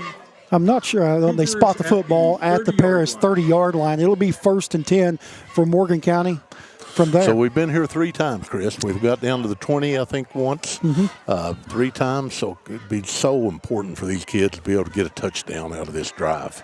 Connor Fleming goes in motion, going to reverse counter back, coops up. He's going to pitch it out, and he's got his man. He pitches it back to Connor Fleming. Good job. He is wrangled down inside about the 23-yard line. It's a dangerous pitch, but he made it happen. But, he's a senior, and he again sucked him in. And he's getting confidence, in his game, as I mentioned early. And talking to him last week, he said, I think I'm catching on to how to play quarterback, And again, that's not a negative. He's just learning how to play this position and getting more confident in it. Great poise from Cooper Fleming. The growth of him at the quarterback has been tremendous. He's going to hand it off there to Kevin Keaton. That surge of that offensive line, Chris. What about that offensive line? We had Hunter a view Lewis, right there. Junior Arnett, Ethan Jenkins. That offensive line was really explosive right there. It's like they're smelling that pay dirt. They're trying to get this football in the end zone. Jace Adkins in there. This makes it easy to keep us excited, Chris. When you see something like that right there, just kids down 39-0, but the offensive line gets a surge and moves the ball 4 yards. Carson Napier at left guard, Hunter Lewis left tackle there, Junior Arnett at center, Ethan Jenkins, Jace Adkins. That offensive line's looked fantastic, I think, at many points tonight. Handoff given there, and he's going to be stuffed at the line of scrimmage. And that offensive line's doing that with a stacked box. Paris. Nine guys now 2 yards off the ball. It's not the traditional base 40 defense or 43 that you've seen them play with people back in coverage, and they're at the line of scrimmage, and our offensive line is doing a great job up front. So we got 3 downs here to essentially get 10 yards. That's what it amounts to, and a running clock. So important to get 10 yards here and get this ball in the end zone eventually. Cooper's going to keep that. He's got some room. Go! Cooper Fleming is at the 5, and he is going to score. That's a Morgan County touchdown. Woo! Calls his own There number. we go. Cooper Fleming. There we go. Keeps there we it go. from 20 yards out, and what a gap that was by the Morgan County offensive line. I think we both thought he'd handed off to Keevan, and then we looked, and Keevan is plowing ahead like Mark Hobo Jackson would have done, but Keevan doesn't have the ball. And Cooper has it behind him and veers off to the left and essentially walks in from 20 yards out. Should I dare say Hank Allen-esque where he hid the football? Well, that's a good analogy. You know, I heard so many stories of Hank Allen with the ability to hide the football at the quarterback position, and that's what Cooper did. Referee's blowing it dead on occasion when Hank hit it. Yeah, great play for Cooper Fleming there. 20 yards out for the Cougar score. 2-point conversion. He's going to keep it again, and I believe he's in. Walks in.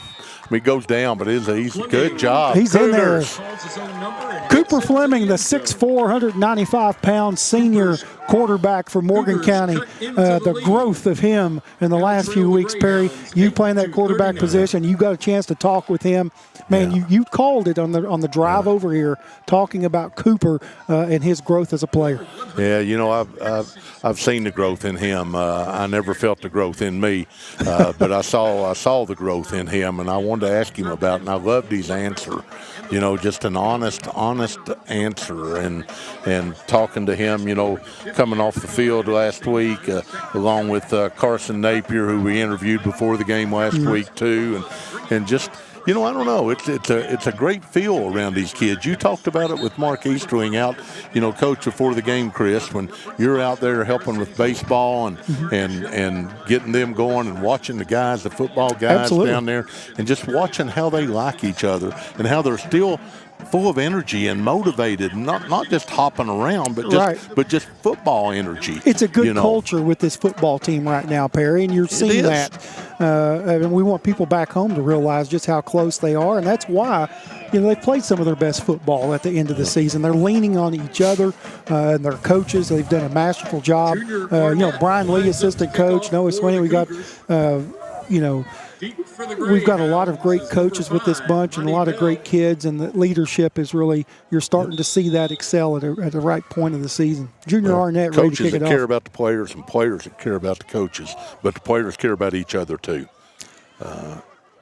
Kept that ball in play. I don't know about that on the kickoff. Yeah, this could be dangerous. Yes, it could. And it is going to be, a great tackle. Great tackle there. Made by, is that Alex Lee, of course? Of course it's Alex Lee. Who else would make the shoestring tackle, which seems like he's going to creep up in double figures in the tackles tonight for Morgan County? Yeah, Alex Lee only, I don't know, I guess there's the kickoff team and kickoff return and punt return Does and offense all. And defense, and I don't know what other teams there are, but I'm sure he's on them if they're football related. Well, if you think about postseason awards and things like that, people like Alex Lee, Kevin Keaton, Cooper Fleming, especially Alex Lee on the defensive side deserves all the recognition. They stand a good shot at something to do with all area team. Turner's going to swing it out, a little screen pass, and he's got room, and that's going to be a hold. Yep. It's hold come on back. Paris. That was to number 1, Traden Morrell on the reception on the screen pass, but you think that's coming back, Perry? Yeah, that one's coming back, but the one they scored on that didn't come back, We have a flag on the play. Holding against the Greyhounds. On the touchdown run. Yeah. You call it on this one, but it's a hard job the officials have. I fully understand that. It's a hard job, and it's so easy to throw a flag on any play, and you can't throw a flag on every play. We'd be here till tomorrow morning. Does it look like we have Van Gogh's Starry Night here on the Jumbotron of Paris? What a great setup that is. If people could see that on the scoreboard, and of course with the Halloween theme being tonight. 39-8, Paris leads it over Morgan County. 10:44 to go. Hand off to got about a 4 or 5 yard gain there. Monty Bell. Yeah. Hadn't called his number a whole lot in the second half. That's going to bring up It looked like maybe Harry Campbell, number 63. Campbell, in on that tackle there. 28, Alex Well, I think Harry was in on that just as much as Alex on that one, but you won't take nothing away from Alex. 60 was it 63 or 64 for Morgan County? Yeah, I thought it was 63 that was in on that tackle, which is Campbell.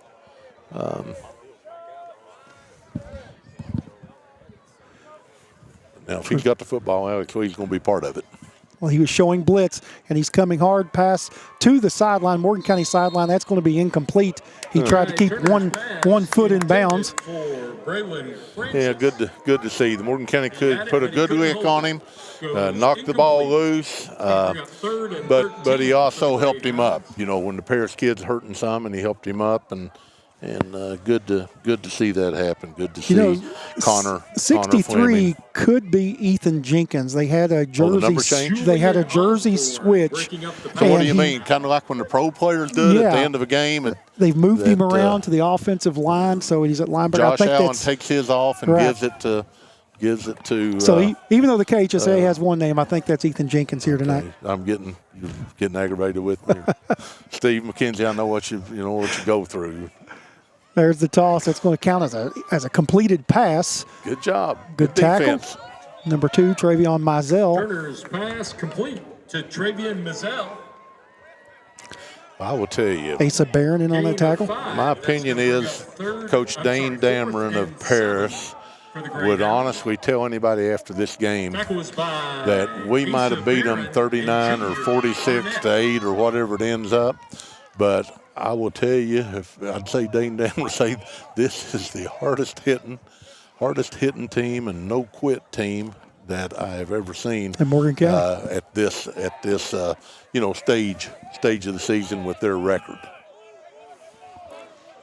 Trips to the left for Guy Turner. He's going to look to pass. He's rolling left. He's going to absolutely launch one down the sideline, and that's going to be caught.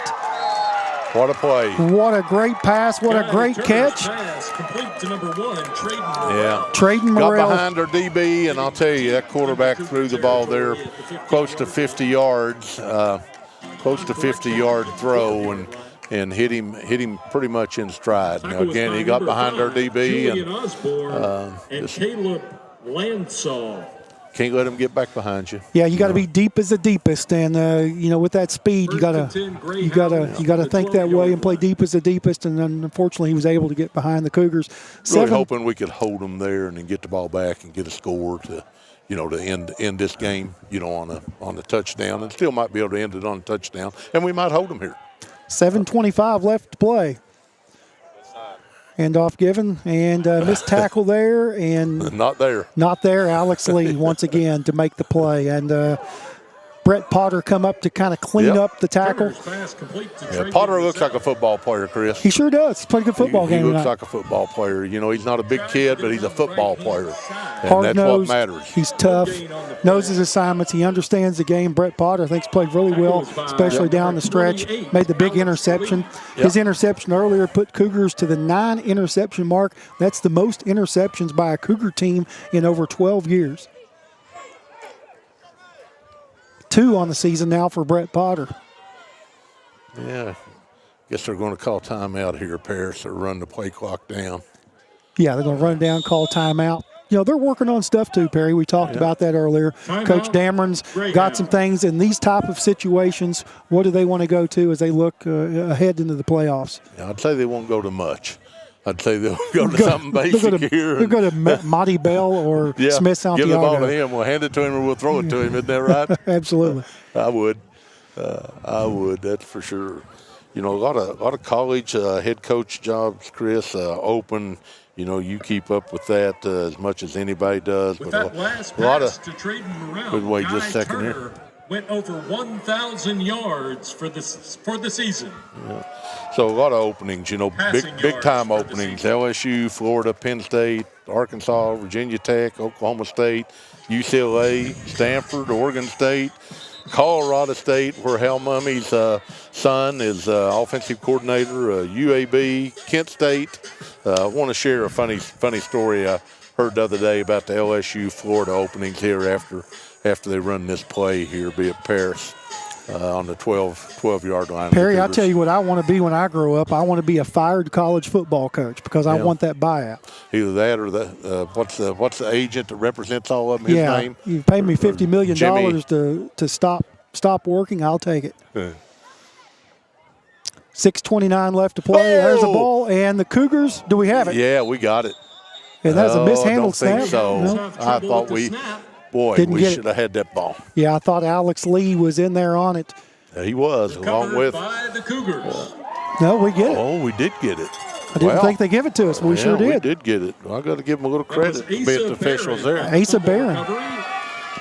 Asa Barron's a kid that I think is going to have a really big game next week for Morgan County. We saw signs of that earlier in the season.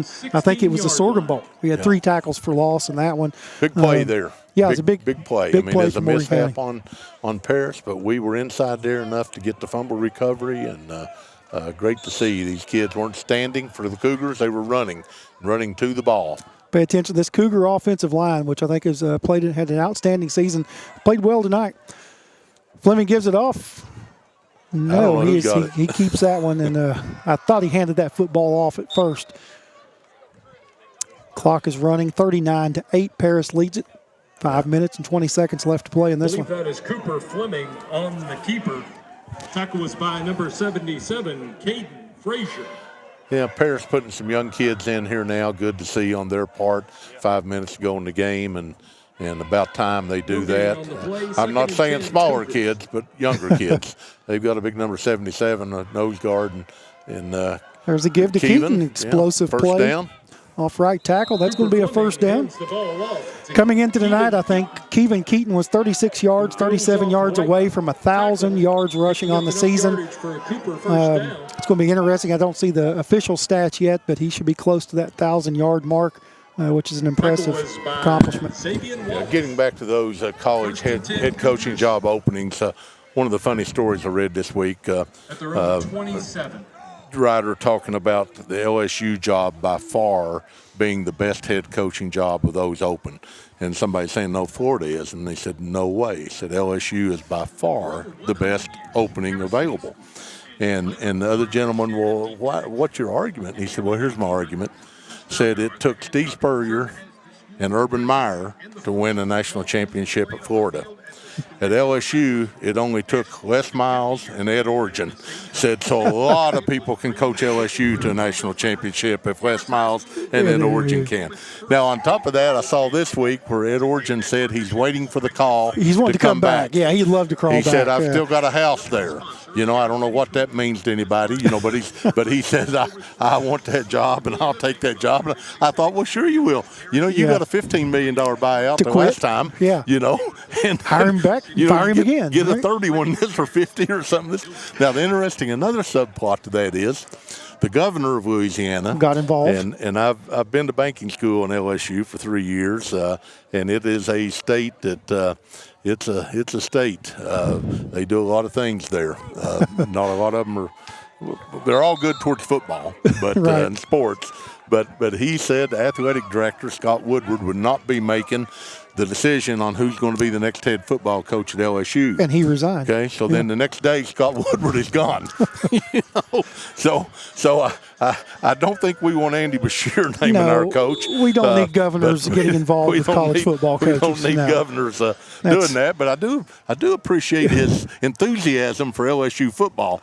There's Kevin Keaton exploding up the middle, and he's got it out across the 40 to the 44-yard line. Yeah, pancake block there, Chris. Who was that for the Cougar offensive line? Yeah. We can't talk about them enough. I don't see the number now. I thought it was 65, but I don't see a 65 Could have been on Carson Napier, number 61. You got 66, Jace Adkins. 63, Ethan Jenkins, and, of course, Junior Arnett, the center, who's had an outstanding year at center for the Cougars. And there goes Kevin Keaton. He's well over 1,000 yards now in his career. So there's the same guy with the pancake block. That's 52. No, 68. 68. Right here, 68. I see a 63. That's Ethan Jenkins. Yeah. There no 78's Hunter Lewis. and Keaton's got the football again. He's bouncing around and come maybe a 4-yard gain. Try to look at I see 60. Keevan Keaton again gets the 66. That's Jace Adkins. Yeah, and I guess that was who it was because we haven't made any substitutions. Jace Adkins, what a great kid. He looks like he's no less than 45 years old. Got a beard like you would not believe. Just an imposing look. Well, again, Paris has got their subs in, and that's great on Coach Dean Dameron's part for a lot of reasons. Those kids need to play. And he doesn't need to get hurt, getting kids hurt for the playoffs. That's important. But it's also important for Morgan to be able to get the momentum going. They just scored a touchdown, and maybe they'll get another one here. Maybe they'll end up 39-16. And, very respectable. And the Cougars will know that they stopped them a few times. They'll also know they won't play this kind of speed again for a few weeks. Exactly. If they win 2 weeks, they might the third week. But they won't. They won't in the first two games.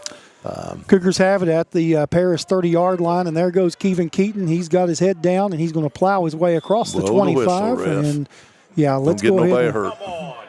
Yeah, they need to blow that whistle, especially at this point in juncture of the football game. Gain of 6 yards. This is where you don't want any type of extracurriculars. You don't need anybody ejected and missing a playoff game. So I'd like to see them kind of take control and say, hey, 2 minutes to go, and let's play a clean football game. 2nd and 4, Cougars. 2 minutes, 12 seconds left to play. 39-8, Paris leads it. Cougars are threatening inside the Paris 25-yard line. Cooper Fleming is going to keep it on the bootleg. He's to the 20, the 15, the 10, down to the 5. He's going to score. What a play by Cooper Fleming.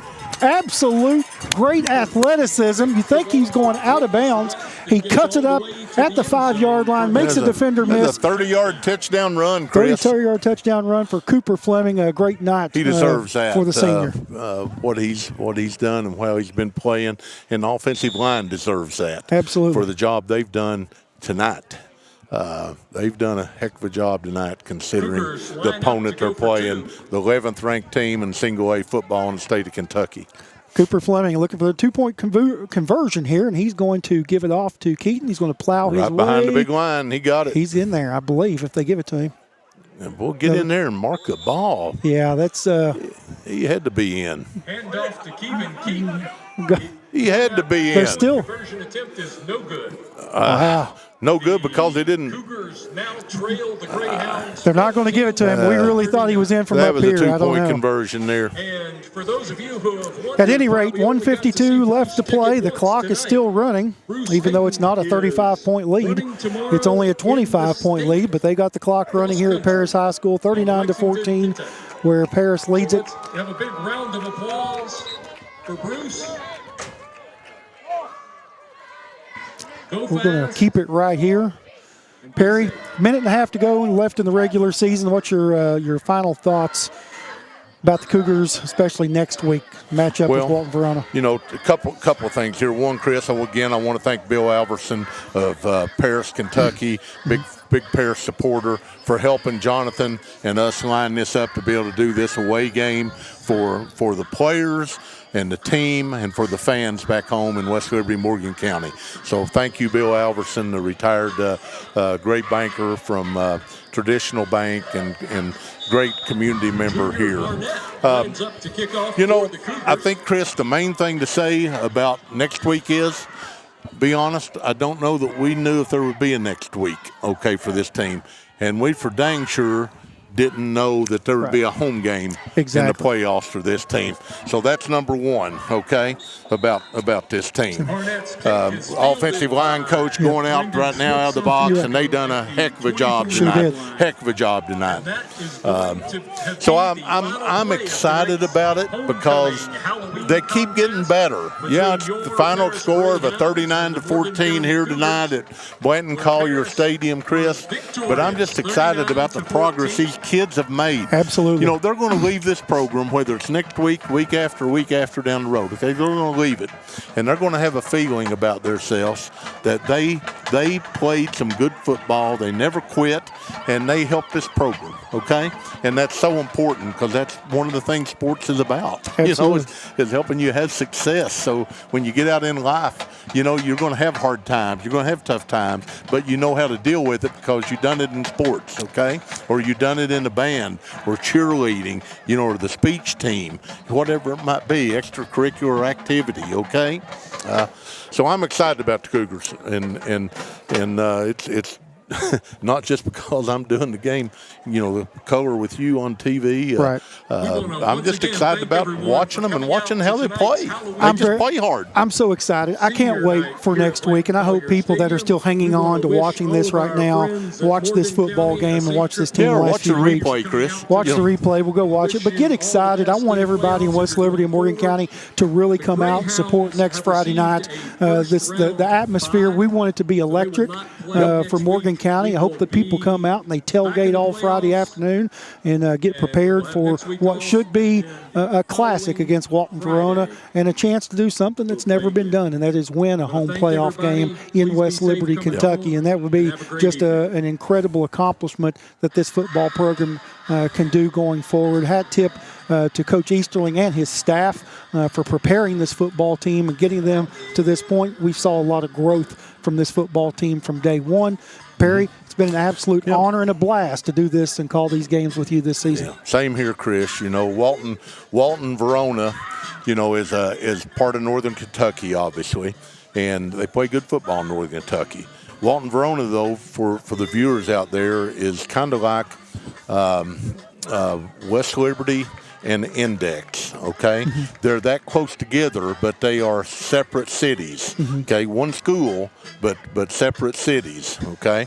But they'll come down and hopefully they'll bring a good crowd and they'll bring some outside money into our community of West Liberty and Morgan County and hopefully you know, we'll treat them graciously in the stands, and we'll beat their butts on the football field and go away and play the next week, you know, another second playoff game. But, you know, you asked me to if I wanted to help you with this, Chris. Seemed like just yesterday, you know, in all honesty, and here we are near the end of the season.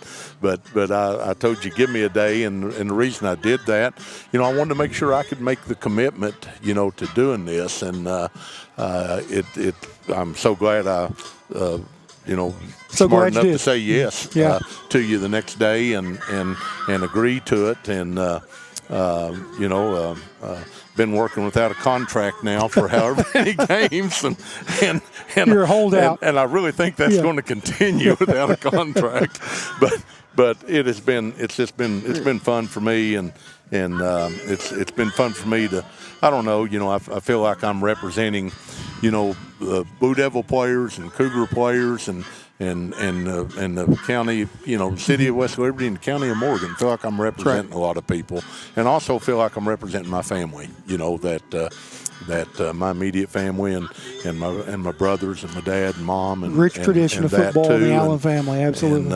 And this team has made it fun, I think, you know, Chris, for us, just because they haven't quit and they've kept getting better.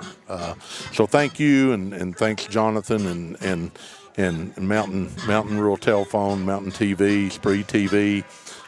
Thanks to everybody that's watched a little bit, watched all, goes back and watches replays. Appreciate what you all do, and do reach out to the sponsors that make this possible. Again, you know, Chris and I do this for free. Mountain Telephone doesn't do it for free. You know, they need to make money to continue to be able to serve, you know, the county areas, you know, there. So appreciate their work, and got two great cameramen that been able to help us, and that's been fun getting to know those guys. They're a little younger than me, so I knew their parents and uncles and some of that, but getting to know them too. So, Chris, thank you. Well, it's been a pleasure. Let's thank our sponsors, Appalachian Wireless, Bank of the Mountains, Commercial Bank, Ison Insurance, Standard Builders. What a great team this has become with SpreeTV. We got Tim Mays, Tyler Adkins running the cameras, you know. just a phenomenal group of people, and our executive producer Jonathan Keaton. It's been an absolute blast and honor to do this with you and Perry. I want to thank everybody watching back home that's been able to bring this broadcast to you. So for one last time in the regular season before we head to the postseason next week at home versus Walton Verona, you've been watching Morgan County Cougar football on SpreeTV. Tonight the Paris Greyhounds win it 39-14, but both teams will advance. Next week, Morgan County at home versus Walton Verona in the first round of the KHSAA state playoffs. For Perry Allen, I'm Chris Trusty. You're watching Morgan County football on SpreeTV. Good night, everybody.